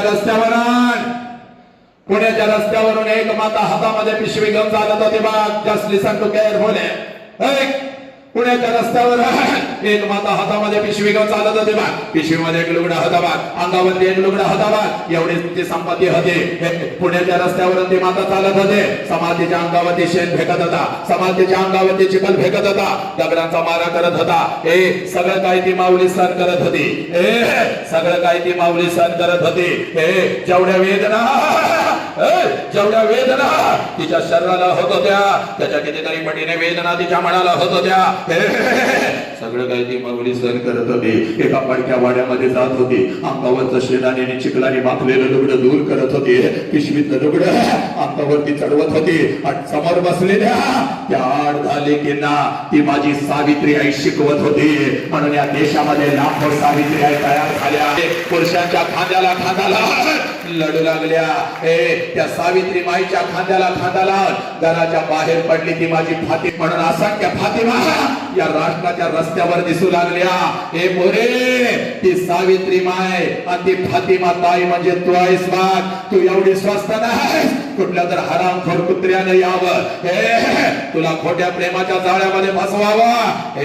त्या नालायक हरामखोराच्या वासना शांत झाल्यानंतर पोरे तुझ्या शरीराचा उपभोग घ्यावा. तुझ्या शरीराचा उपभोग घ्यावा. त्या नालायक हरामखोराच्या वासना शांत झाल्यानंतर पोरे तुझ्या शरीराचे तुकडे तुकडे करावे. एवढी स्वस्त नाहीस तो. छत्रपती शिवाजी राजांना जन्म देणारी ती आऊ जिजाऊ म्हणजे तू आहेस पोरी. ती तुझी खरी ओळख आहे. ओळख कधी विसरायची नाही बा. आला कुठला कुत्रा लांडगा तर त्याच्या नरड्यावर पाय देण्याची ताकद तुमच्यामध्ये आहे. आज पाहिजे एक ही पोरगे इंस्टावरती फेसबुकवरती कुठल्या युट्यूबवरती कुठल्या अनोळखी नालायक हरामखोराला मेसेज नाही पाठवणार. ते लांडगं टपून बसलं तुझ्या शरीरावर. चल तुझा आता वय पूर्ण होतं बघ. 17-18 वर्ष आई बापाला फसाव तोपर्यंत मी तुझ्या शरीराचा उपभोग घेतो. तुझं वय 18 पूर्ण झाले की मग कायदा पण आपलं काही करू शकत नाही. मग मी तुला घेऊन जातो. वर्षभर मी तुला वापरतो. नंतर तुला विकतो. तुझ्या शरीराचा तुकडा करतो. आज शपथ घ्यायची. एक हे पोरगे कुठल्या इन्स्टाच्या जाळ्यामध्ये फसणार नाही. आणि चुकून फसले असाल तर तिला बाहेर करण्यासाठी हे वाघ इथं बसलेले आहेत बघ सगळे. काय करायचं नाही बोलेला. आई बाबापासून शिक्षकापासून अंगावर घातलेले हे वर्दे तुमच्या सोबत आहे. आता नाही बोलेना. आता नाही तर कधीच नाही बा. हे पोरा बापाच्या उंची एवढी आपली उंची झाली. बापाच्या उंची एवढी आपली उंची झाले आणि बापाचा चप्पल आपल्याला बसायला लागला म्हणजे बापा एवढ्या वेदना आपण कधी सहन करू शकत नाही पोरा. बाप म्हणतो पोरग माझ्या उंची एवढं झालं. बाप म्हणतो पोरग माझ्या खांद्याला खांदा लावता आणि तेच पोरग ज्या वेळेला व्यसनाच्या विळख्यामध्ये अडकत. हे पोरा त्या बापाने जगायचं कसं रे. कुठला तर नालायक हरामखोर येतो. चलो विमल खाओ, चलो गुटखा खाओ, चलो 3 पत्ती रमी खेलो. कार पोरानो तुमच्या हातामध्ये मावा येऊ लागला. तुमच्या हातामध्ये गांजा येऊ लागले. त्या नशेमध्ये तर होऊन तुम्ही खून करू लागला. लेकीच्या शरीराचे तुकडे तुकडे करू लागला. म्हणून या राष्ट्राचा इतिहास पोरा स्क्रीनवर बघ. मला नीट माझ्या डोळ्यामध्ये डोळे घाल. मी तुला काय सांगतोय ऐक. या राष्ट्राचा इतिहास तुला 1 मिनिटामध्ये सांगतो बघ. ज्याला बाप पळाला त्यानं मृत्यूच्या दारात शट ठोकला. ही माती माझ्या संभाजी राजांची पोरानो. ही माती महाराजांचे वय वर्ष 32 आहे माझ्या संभाजी राजाला काही झालेले 39 दिवस संभाजी राजांच्या शरीराचा हाल असंख्य जन्म संभाजी राजांच्या शरीरावरती आहे. मृत्यूच्या दारामध्ये माझा राजा उभा आहे. अमावस्येची ती रात्र थरथर कापत आहे. मृत्यूला सुद्धा धाम सुटलेला आहे. आणि त्या मृत्यूच्या दारामध्ये माझ्या राजाच्या चेहऱ्यावरचा तेज मात्र एक किंचित कमी झालेला आहे. आणि औरंगजेब संभाजी राजाला म्हणतो संभा हम तुम्हारी जान बख्श देंगे संभाल, हमें चाहिए सिर्फ तेरे पिता का स्वराज्य, वो हमारे चरणों में रख, हम तुम्हारी जान बख्श देंगे. त्यावेळेला मृत्यूच्या दारात माझा राजा औरंगजेबास उत्तर देतो, या शरीराचे तुकडे तुकडे केलेस तरी चालतील, हा शिवपुत्र तुझ्या समोर कदापि झुकणार नाही, कारण मला माझा बाप कळालेला आहे. पोरांनो, घरातला बाप तुम्हाला कळाला का? बाहेर एक षडयंत्र सुरू आहे बघ पोरा. काही लांडग पुत्र तुला गांजाची सवय लागावी म्हणून टपून बसलेत बघ. तुझ्या हातावरती मावा दिला जातो, तुझ्या हातावरती विमाल. चल, त्या सिनेमातले कुठले तर नालायक येतात आणि तुम्हाला म्हणतात चलो 3 पत्ती रमी खेलो, चलो विमल खाओ, गुटखा खाओ. एक मुलगा व्यसन करणार नाही. आज शपथ घ्यायची बोरा, वाघ आहेस तू, वाघ, या राष्ट्राचा स्वाभिमान आहे. एक मुलगा व्यसन करणार नाही आणि एक मुलगी कुठल्या खोट्या प्रेमाच्या जाळ्यामध्ये फसणार नाही. आज बदल झाला पाहिजे, या राष्ट्रामध्ये बदल झाला पाहिजे. इकडे बघ, only 20 minutes now I am going to talk with you. You asked first question to your mother, now you are going to ask second question. आता फक्त आईला दुसरा प्रश्न विचारायचा आहे. and why you आणि का आईला प्रश्न विचारायचा, why का लक्षात घे. 25 वर्षापूर्वी तुझ्या आईच्या मस्तकी अक्षता पडल्या बघ. तुझ्या आईचं लग्न तुझ्या बापा बरोबर झालं बघ. पोरानं, ज्या आईची आम्ही टिंगल उडवली, ज्या बापाची आम्ही टिंगल उडवली, ज्या आई बापाच्या आवडची नंतर आम्ही वेशीवरती टांगली, ऐका रे पोरानं, शपथ घेऊन सांगतोय बघ तुला, 25 वर्षापूर्वी तुझ्या आईच्या मस्तकी अक्षता पडल्या बघ. तुझ्या आईचं लग्न तुझ्या बापा बरोबर झालं बघ. आणि ज्या क्षणाला तुझ्या आईचं लग्न तुझ्या बापा बरोबर झालं, त्या क्षणाला कशाचाही विचार न करता एका क्षणात तिनं तिच्या आईला सोडून दिलं, एका क्षणात तिनं तिच्या बापाला सोडून दिलं, एका क्षणात तिनं सगळं घरदार सोडून दिलं. आणि कशाचाही विचार न करता, कशाचाही विचार न करता ती पावले तिच्या सासरी आली बाग. आणि सासरी आल्यानंतर एखादाच वर्ष त्या माऊलीनं स्वतःच्या सुखासाठी काढलं. एखादाच वर्ष त्या माऊलीनं स्वतःच्या सुखासाठी काढलं. आणि पोरानं, ज्या क्षणाला तुमचा जन्म झाला त्या माऊलीनं स्वतःच्या सुखाला आग लावली. आणि ती माऊली फक्त आणि फक्त आपल्या लेकरांच्या सुखासाठी जगू लागली. त्या माऊलीचं नाव साला आई आहे. पोरीनो, त्या माऊलीचं नाव आई आहे. आज पळत पळत घरी जायचं बघ. आज पळत पळत घरी जायचं बघ. त्या आईच्या नजरेमध्ये नजर घालायची बघ. त्या आईला आता दुसरा प्रश्न विचारायचा आहे. 25 वर्षापूर्वी आई महिन्यातून 4 वेळेला तू तुझ्या माहेरी जात होतीस. आई तुझ्या आईला भेटायला, तुझ्या वडिलांना भेटायला, तुझ्या भावाला भेटायला. माझा बाई 1 वर्षाचा होता बा. मला सुद्धा अंगा खांद्यावरती खेळवत, मला सुद्धा घेऊन जात होतीस माझ्या आजोळी, माझ्या आजीला, माझ्या आजोबाला, माझ्या मामाला भेटवण्यासाठी. पण आई आता 25 वर्ष उलटून गेली आणि तू आता वर्षातून एकदा सुद्धा तुझ्या माहेरी जात नाहीस का ग आई? तुला आता तुझ्या आईची आठवण नाही का ग येत? तुला आता तुझ्या बापाची आठवण नाही का ग येत? तुला आता तुझा भाऊ तुझ्याच घरी नाही का ग बोलवून? एवढा प्रश्न फक्त तुम्ही तुमच्या आईला विचारा. पाणी तिच्या डोळ्यामध्ये येईल बघ. हंबरडा फोडल ती माऊली, तुझ्या गळ्यामध्ये पडेल बघ ती माऊली. त्या आईच्या डोळ्यासमोर तिचा बिचारा गरीब बाप येईल बघ. त्या आईच्या डोळ्यासमोर तिची बिचारी गरीब आई येईल बघ. अक्का अक्का करत तिच्या मागं पुढं पडणार ते लहान लेकरू, तिचा भाऊ तिच्या डोळ्यासमोर येईल बघ. तुझी आई हंबरडा फोडल, तुझ्या गळ्यामध्ये पडेल आणि तुला म्हणाल खराय पोरी खराय, पोरी खराय. 25 वर्षापूर्वी महिन्यातून 4 वेळेला मी माझ्या माहेरी जात होते बघ. माझ्या आईला भेटायला, माझ्या वडिलांना भेटायला, माझ्या भावाला भेटायला. पोरी, तुझं वय 1 वर्षाचं होतं बघ. तुला सुद्धा अंग खात्यावरती खेळवत, तुला सुद्धा घेऊन जात होते तुझ्या आजोळे, तुझ्या आजीला, तुझ्या आजोबाला, तुझ्या मामाला भेटवण्यासाठी. पण पोरी आता 25 वर्ष उलटून गेली आणि आता वर्षातून काय ग 2-2 वर्षातून एकदा सुद्धा मी माझ्या माहेरी जात नाही बघ. त्याला कारण आहे बघ पोरी. अगं 25 वर्षापूर्वी माझ्या मस्तकी अक्षता पडल्या. तुझ्या बापाचा हात धरून मी माझ्या सासरी लागले. एखादाच महिना मी कसा तर काढला आणि तुझ्या बापासमोर मी हंबरडा फोडून कडू लागली.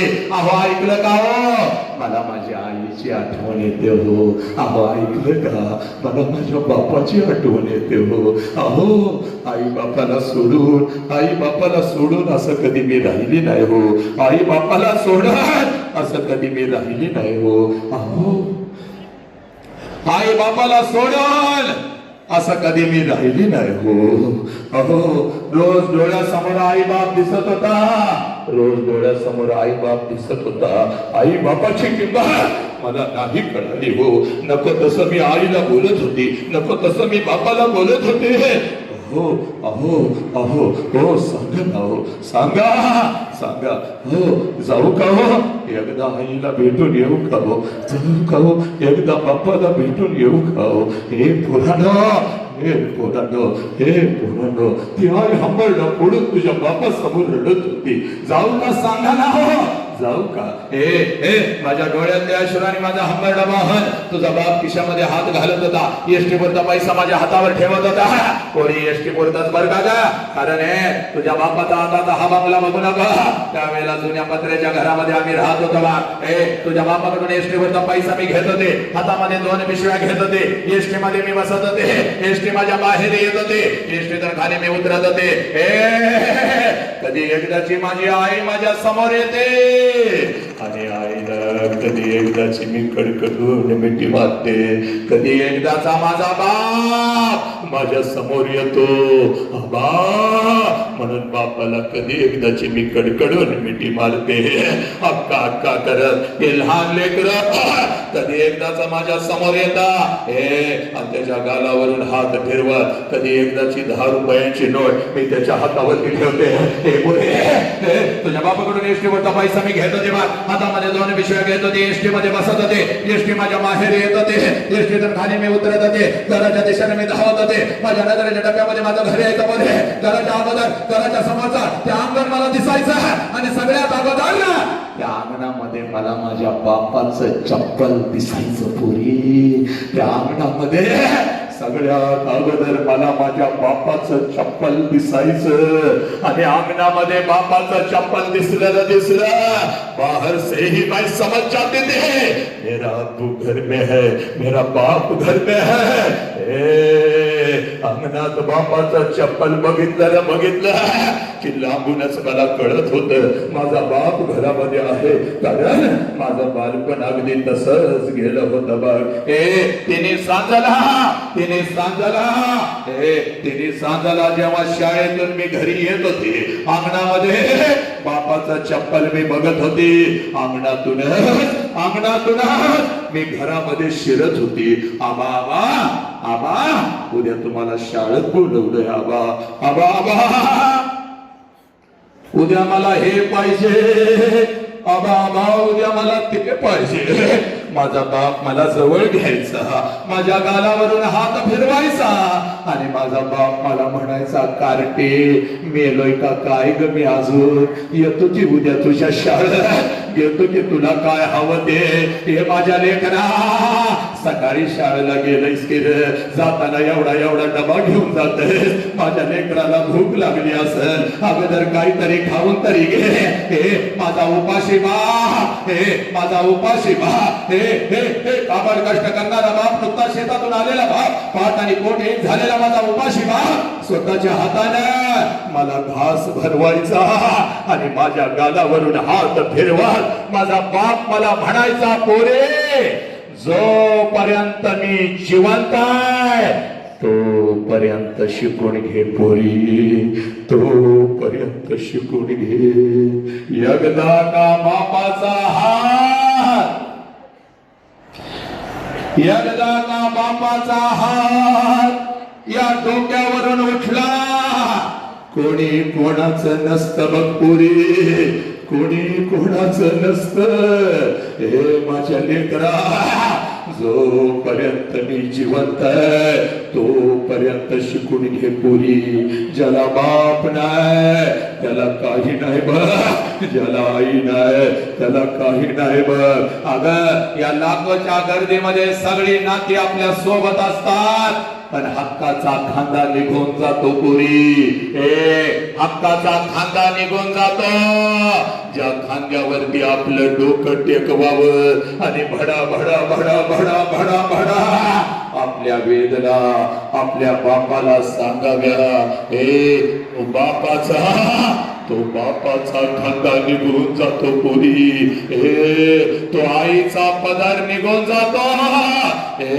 कितीही मोठं झालं तर त्या पदराच्या आड लपावा. आणि हळूच लहान लेकरू होत त्या आईला कडकडून मिठी मारावी. हे माझ्या लेकरा, जोपर्यंत मी जिवंत आहे तोपर्यंत शिकून घे माझ्या पोरा.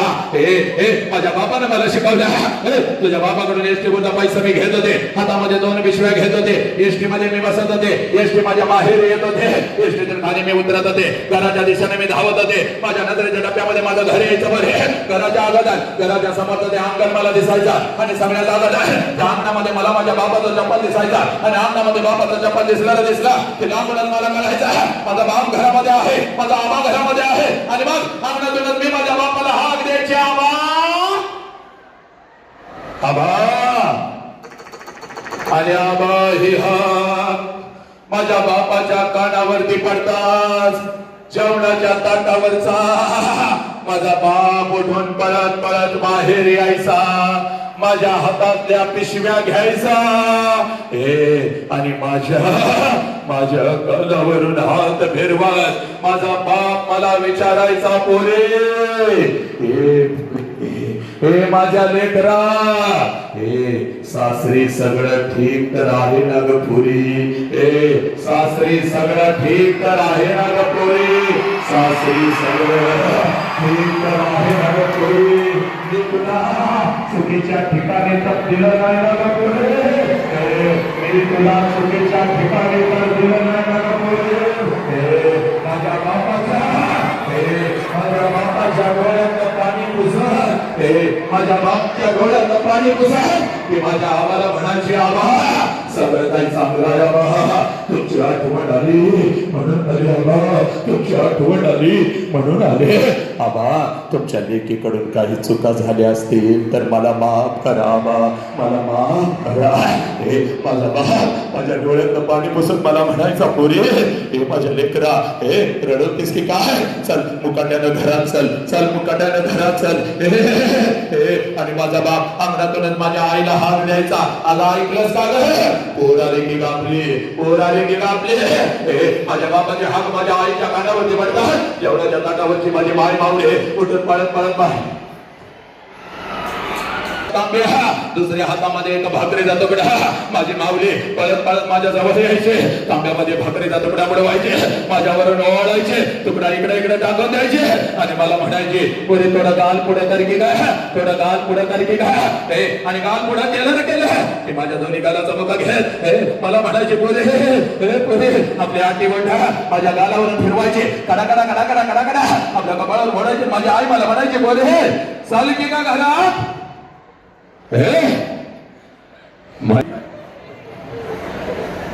तुझ्या बापाचा तुझ्यावर एवढा जीव आहे मला आत्ता कळालं की ग पोरी. चल घरात, तुझ्या हाताने एखादा घास तुझ्या बापाला भरव पोरी. चल घरात. 25 वर्ष आता उलटून गेली बा. 25 वर्ष आता उलटून गेली बाग. आणि 25 वर्षानंतर जेव्हा मी आता माझ्या माहेरी जाते ना ग, घर तेच आहे, अंगण हे तेच आहे, घर तेच आहे, अंगण हे तेच आहे, पण त्या अंगणामध्ये आता मला माझ्या बापाचं चप्पल दिसत नाही पुरी. त्या अंगणामध्ये आता मला माझ्या बापाचं चप्पल दिसत नाही.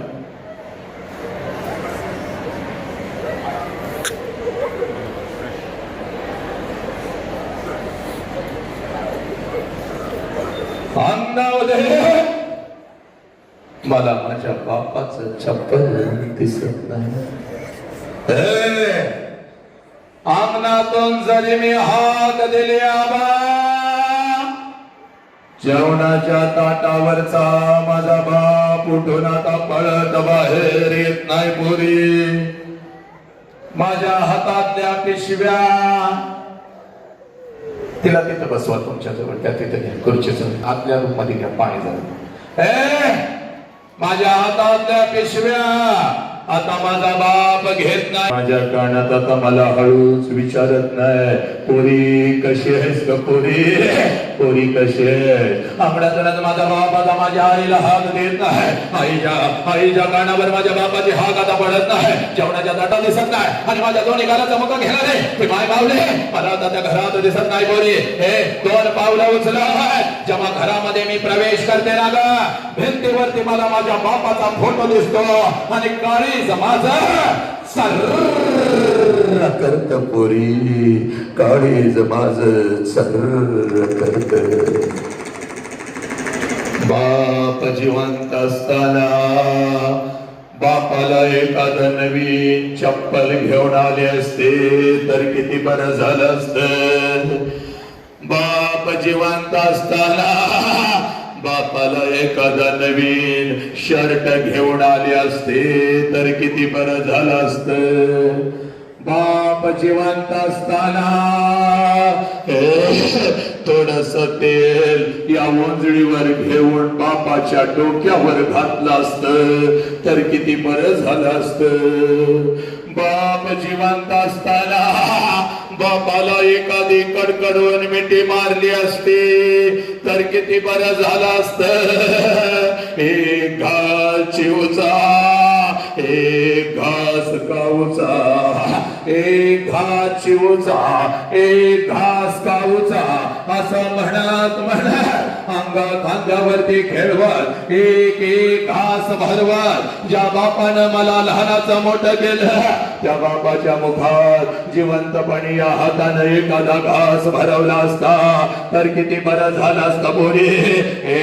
लाखो रुपये आहेत मग तुझ्या बापाकडे आता लाखो रुपये आहेत. एका गावाला काय पंचक्रोशीला पंचपक्वानाचं जेवण मी घालू शकते बाहेर, पण एखादा घास माझ्या बापाच्या फोटो जवळ धरला तर फोटोतून आता आवाज नाही येणार. पोरी कशी आहेस ग पोरी, पोरी कशी आहे.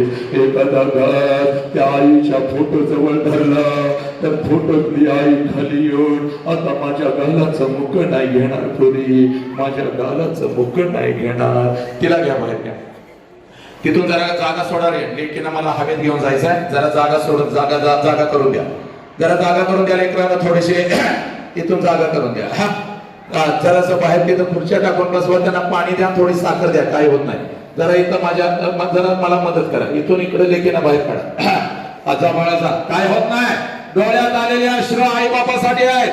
आतली ज्योत जागृत झाले. लक्षात घ्या, ज्या आई बापासाठी रडताना कुठला तर हरामखोर कुत्रा येतो म्हणून आई बापाच्या तोंडावर थोपून जाता. म्हणून हे सगळं सुरू आहे. बदल झाला पाहिजे. परिवर्तन झाशीची राणी आहे तू वाघे नाही. डोळ्यात आलेल्या अश्रूला अग्निकुंड बनवायचाय, त्या अग्नीमध्ये तापून निघायचाय. शील सत्यप्रियता शास्त्रपर्या स्वराज्य स्वप्न विजयकांक्षा विजय लक्षणा विजय वर्धिने विजयांना बळ देणारी प्रेरिका वाक चातुर्य गांभीर्य दक्षता मन धैर्य निर्भयता कुळ कल्या कुले धन्य महितान्वय जगदंबा. ती जगदंबा म्हणजे तू आहेस पोरी. तू काय अंडू पांडू नाहीस बाळ. लक्षात घ्या माझ्या लेकरानो. म्हणून तुला सांगतोय बघ पोरी, त्या बापाची टाच कधी हातामध्ये घेतली का ग माझ्या लेकीनं. 100 भेगा पडल्या तुझ्या बापाच्या टाचला पोरी. 100 भेगा पडल्या पण तुझ्या टाचवर एक भेग सुद्धा त्या वाघानं येऊ दिली नाही. पाठीच्या थंडीमध्ये जेव्हा अंगावर 2-2 चादरी घेऊन झोपलेला असता तेव्हा तुझा बाप कुठल्या तर शेतात पिकाला पाणी पाजत असते आणि बिचारा एकटंच बडबडत असतंय स्वतःशी. दाद्या 10वीला गेला, दीदी आता 9वीला जाणार. माझ्या लेकरांना मी लय शिकवणार. मला शिकायला मिळालं नाही, माझ्या लेकरांना मी शिकवणार. आणि तुम्ही आईला धमकी देता ना मॅडम. आईला धमकी देता मला मोबाईल दे. I want Apple now, otherwise I am not going to study. आईला धमकी देता मला ऍपल दे.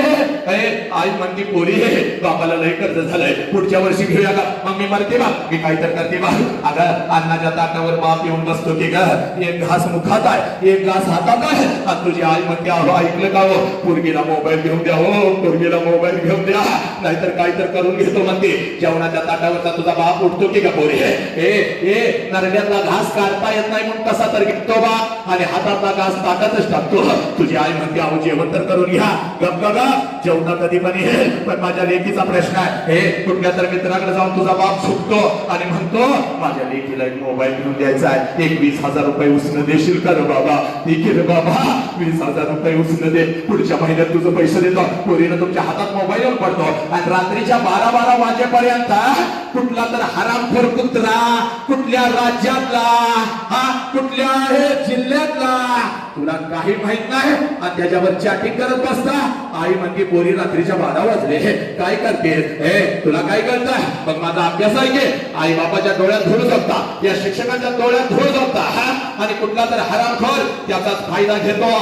पोरे रात्रीच्या 12 वाजेपर्यंत चॅटिंग करत बसता, इन्स्टावर ओळख झाले म्हणून त्या हरामीनं बोलवून घेतलं. स्वतः तर तुटून पडला पण त्याच्या 4-5 मित्रांना पण बोलवलं. तुमच्यावर तुटून पडू लागले, तुमचा बाजार करू लागले, तुम्हाला परदेशात विकू लागले. विकू ऐका माझं लेकरानं, आज नाही तर परत कधीच नाही बघ. आज नाही तर परत कधीच नाही. पोरे आज शपथ घ्यायची, एक पोरगी कुठल्या माझ्या जाळ्यामध्ये फसणार नाही फसणार. इंस्टावरती कुठल्या अनोळखी नालायक हराम करायला मेसेज पाठवणार नाही. झाले असतील काही चुका होऊ दे, झाले असतील काही चुका होऊ दे, सगळ्या चुका पोटात घेऊन तुम्हाला मिठीत घेणारा एक देव माणूस प्रत्येक घरात आहे, ज्याचं नाव बाप आहे. पोरीनं तुमचा बाप तुमच्या पाठीशी आहे, कुठल्या खोट्या प्रेमाच्या जाळ्यामध्ये फसणार नाही. पोरीनं 108 350 व्हिडिओ बनवले ग अश्लील त्यानं, आणि सोशल मीडियाला टाकत होता की ग. ऐक 180 लेकींचे एक पोरीनं. अगं छोटे छोटे कॅमेरे असतात बर का. तुम्हाला वाटतं त्याचं माझ्यावर लई प्रेम आहे, पण तो नालायक आहे. जर त्याचं तुझ्यावर प्रेम आहे ना, शरीराची मागणी तो करणार नाही बघ. त्याचं तुझ्यावर प्रेम आहे ना, आई बापाला पोलीस स्टेशनला उभं करणार नाही बघ. कुठला कॅमेरा कुठं त्या नालायकानं लावलाय तुला माहिती नसतं बघ पोरे. आणि बघ सगळं शूटिंग करतो बघ तो कुत्रा. पोरीनो अशा काही जर इथं लेखे असतील भेऊ नका, डायरेक्ट जायचं बघिता. आमचे अरविंद सर आहे, आमचे अमोल सर आहे, त्यांना भेटायचं बघ पोरीनं. पण नाही आता नाही पोरानं, व्यसनाच्या वेळी खात अडकायचं नाही, कुठल्या हरामखोर कुत्र्याच्या प्रेमाला फसायचं नाही. पोरीनं म्हणून मी आज तुमच्या समोर उभा माझ्या लेकरानं. थांबतो इथं, only 5 minutes I am going to talk with you. पण आता एक काम करायचं बघ, पळत घरी जायचं बघ, पळत घरी जायचं. आईला 2 प्रश्न विचारले, आता आईला कुठला प्रश्न विचारायचा नाही, पळत घरी जायचं.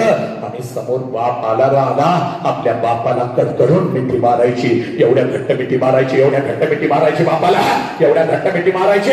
बापाच्या डोळ्यामध्ये टच करून पाणी आलं पाहिजे, आणि ते पाणी पुसा. तुझ्या बापाने तुला विचारलं पाहिजे पोरी काय झालं ग, काय झालं, असा हंबरडा तू कधीच फोडला नव्हतास, काय झालं सांग मला, काय झालं. शाळेमध्ये तुला कोण काय बोललं का, बाई काय बोलली का, आई काय बोलल्या का, तुला कुठला नालायक कुत्रा कोण काय बोलला का सांग मला. त्यावेळेला बापाच्या डोळ्यातलं पाणी पुसत आपल्या बापाला सांगायचं, पप्पा मला कोणी काही नाही बोललं, पप्पा मला आई काय नाही बोलली, मला बाई काय नाही बोलल्या. पप्पा जेव्हा मी 1 वर्षाची होती तेव्हा रोज तुम्हाला कडकडून मिठी मारत होते, कारण तेव्हा मला माझा बाप कळत होता. पप्पा मला आई रागवली तर मी अंगणामध्ये येऊन उभे राहत होते, आईची तक्रार मी तुमच्याकडे करत होती. पप्पा आईने मला मारलं, पप्पा तुम्ही मला उचलून घेत होता, अलगद हवेमध्ये फेकत होता. माझ्या बापाचे दोन्ही हात मला समर्थपणे खाली झेलण्यासाठी तयार आहे. अगदी हसत मी तुमच्या हातामध्ये येत होती. पप्पा आईची तक्रार मी तुमच्याकडे करत होते. पप्पा हो माझी समजूत काढण्यासाठी अंगणामध्ये तुम्ही माझ्यासाठी घोडा होत होता, तुमच्या पाठीवर बसा, माझा घोडा म्हणून मी अंगणभर तुम्हाला फिरवत होते. पप्पा पोत म्हणून तुमच्या पाठीवर मी बसत होते. पप्पा हो पोता पोता म्हणून तुमच्या पाठीवर मी बसत होते पप्पा, तुमच्या खांद्यावरून मी फिरत होते पप्पा. मला रात्रीची भीती वाटते हो पप्पा, म्हणून आईच्या मिठीत उठून येऊन तुमच्या छातीवर मी रात्रभर झोपत होती पप्पा. कारण तेव्हा मला माझा बाप कळत होता. पण पप्पा आता मी मोठी झाले, तुम्ही आता मला बंधनामध्ये ठेवता. इकडे का गेलीस, तिकडे का गेलीस, हे का केलंस, ते का केलंस, हे का केलंस, ते का केलंस पप्पा. तुम्ही आता मला आवडत नाही पप्पा. आय हेट यू पप्पा. मी तुमचा तिरस्कार करते. मला काय लागलं तर मी माझ्या आईला मागते, पण तुमच्या समोर येत नाही. पण पप्पा मी आज गेले होते पप्पा, पोलीस विद्यार्थी संवाद विशेष कार्यक्रम होता पप्पा. आमच्या अमोल सरांनी आणि आमच्या अरविंद सरांनी पप्पा एक बाप नावाचं वादळ आणलं होतं पप्पा.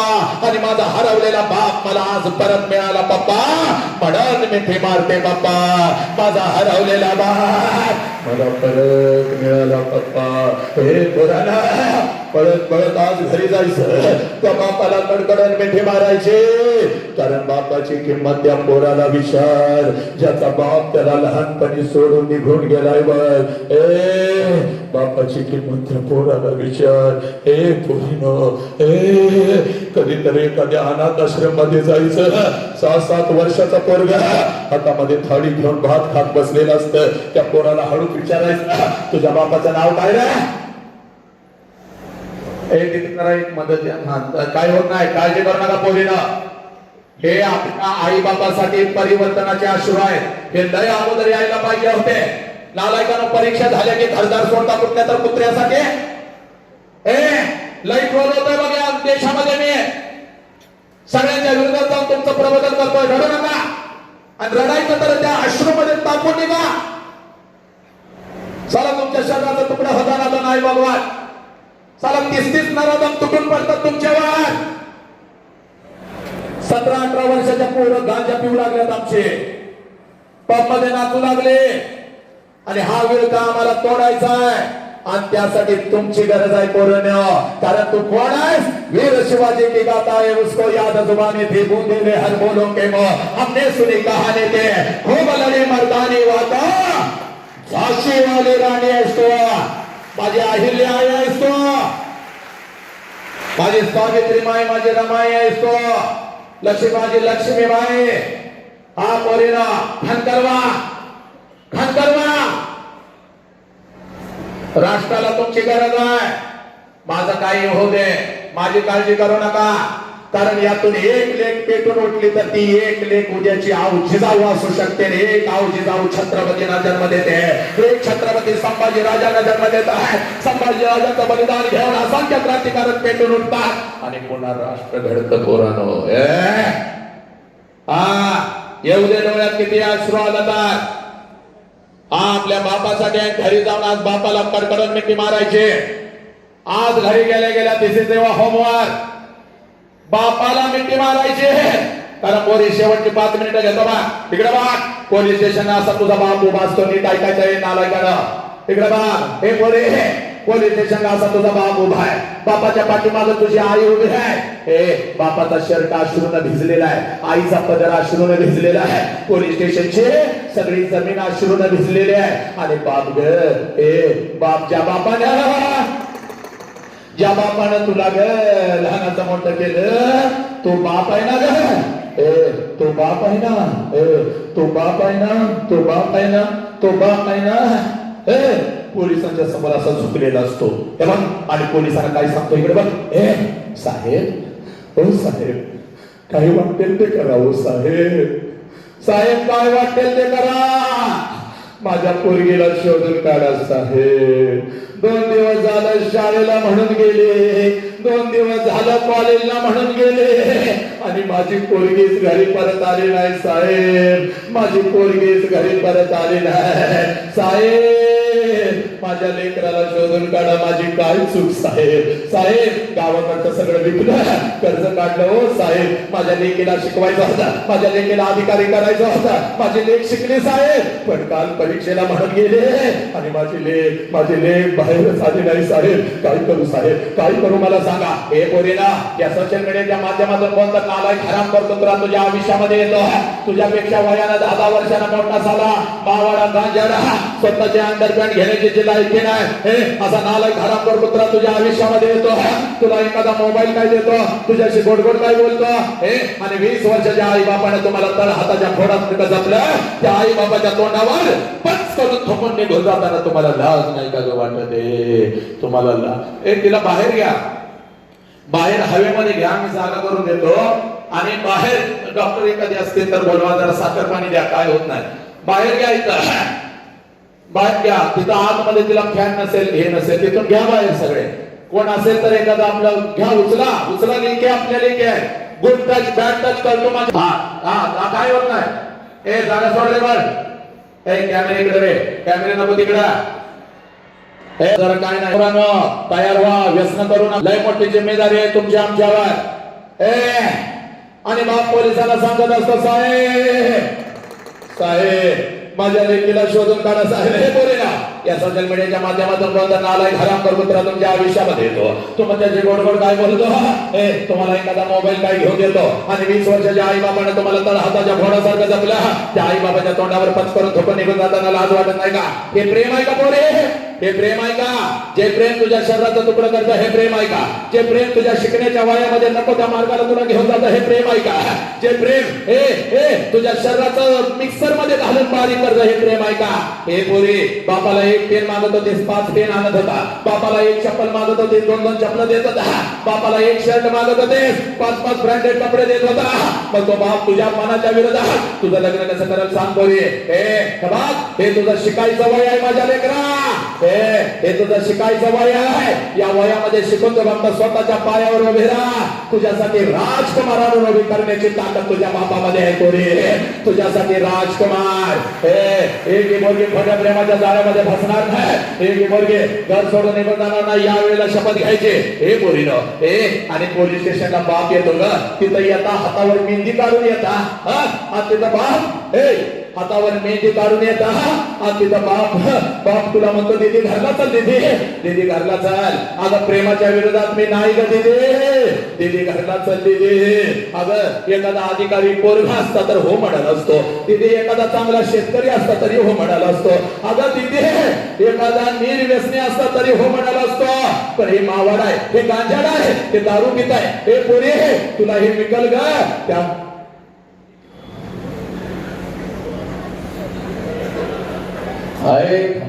काय होत नाही. थांबा गडबड. तिला बाहेर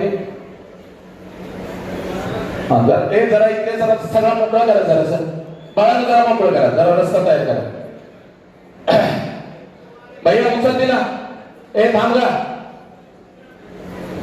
कॅमेरे तिकडे फिरवू नका. कॅमेरे माझ्याकडे घ्या. अरे असं बाळासारखं उचला की तिला बाळासारखं उचल. काय होत नाही मागचा. इकडे इथून बाहेर काढा तिला. इकडून घेतली आनंद आनंद आनंद आनंद आनंद आनंद आनंद आनंद. चला अरे एक मोठं कणकर घ्या. जागा सोड बाळा.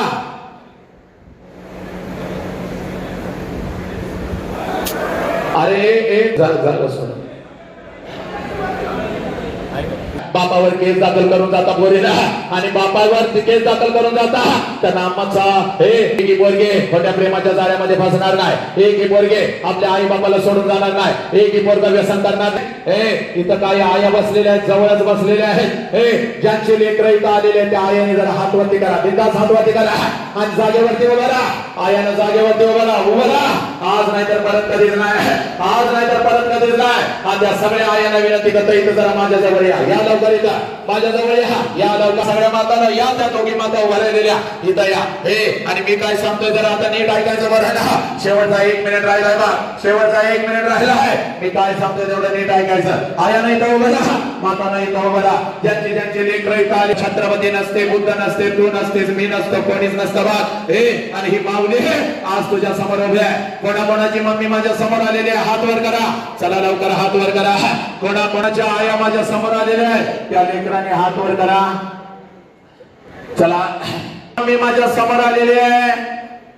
अरे माझ्या समोर आलेली मम्मी कोणाची आहे त्या लेकरांनी जागेवर उभं राहा. जागेवर समोर ये. चला आणि पळत पळत जायचं लेकीनं वेळ मध्ये खूप कमी आहे या लवकर इकडे पळत पळत जायचं आणि आपल्या आईला अगोदर कडकडून मिठी मारायची चाल पळत पळत जाणं आपल्या आईला अगोदर ज्यांनी आई बाबाच्या पोटी जन्म घेतला चला सगळ्यांनी उजवा हात वरती करा ज्यांनी आई बाबाच्या पोटी जन्म घेतला मंगल होय सविश्वता My God. पुन्हा एकदा वसंत अंकारे सरांसाठी काय खरं नाही. बापरे. पंखे चालू करा. बसल्या ठिकाणावर आपण जोरदार टाळ्या वाजवून पुन्हा एकदा होणार आहे. सर्वांनी आपल्या जागेवरती जिथं असाल तिथं सावधानमध्ये उभं राहायचंय. सर्व विद्यार्थी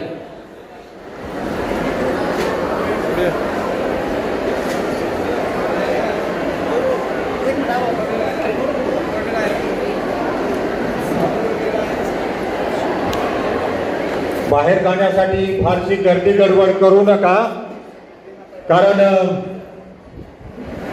संख्या खूप आहे. शांतपणे हा बाहेरच्या भागात जाताना वंदे मातरम झाल्यानंतर कुणी गर्दी करू नका. थोडा वेळ वाट पहा.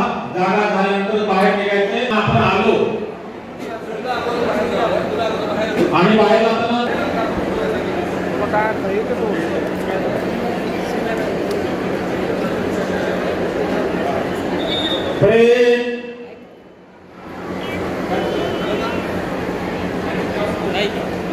पाय पे पडत.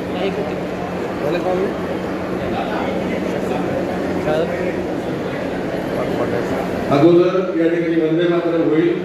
चाललेली मुलं आपल्या जागेवर जे मुलं प्रवेशद्वाराच्या समोर चाललेले आहेत त्यांना सूचना आहे शाळेच्या व्यवस्थापनाने नोंद घ्यायची आहे.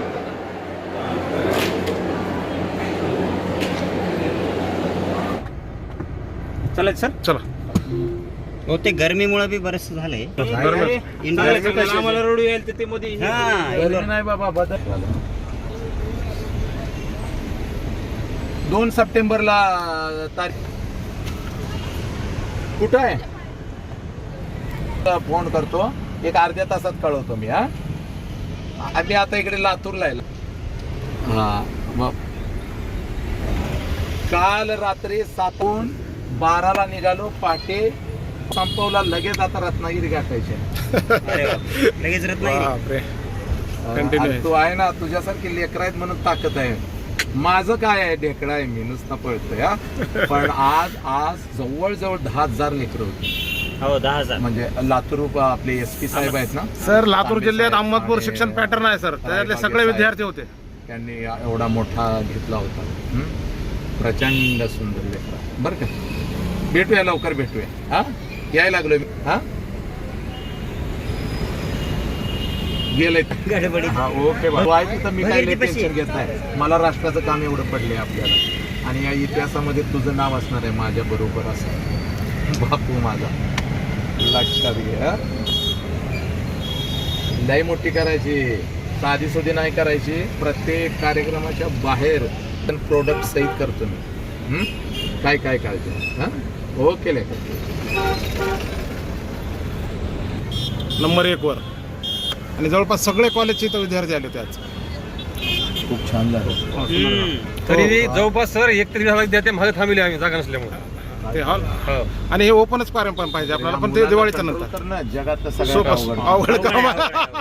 सगळ्यात अवघड काम. नाही तुम्ही केलं ना ते सर पहिल्या वरचे आपले एवढे बांधव होते तरी त्यांना नाही ऐक नाही नाही बांधवावर ऐकत नाही ते. मुलं विद्यार्थी तिकडचे तर ऐकण्यात गेले ते दुसऱ्या हॉलचे. तुम्ही एक दे राऊंड मारला सर. हा आणि मला ते कॅमेरे सुभे आहेत म्हणल्यामुळे त्या जरा वचक बसली त्याची. नाही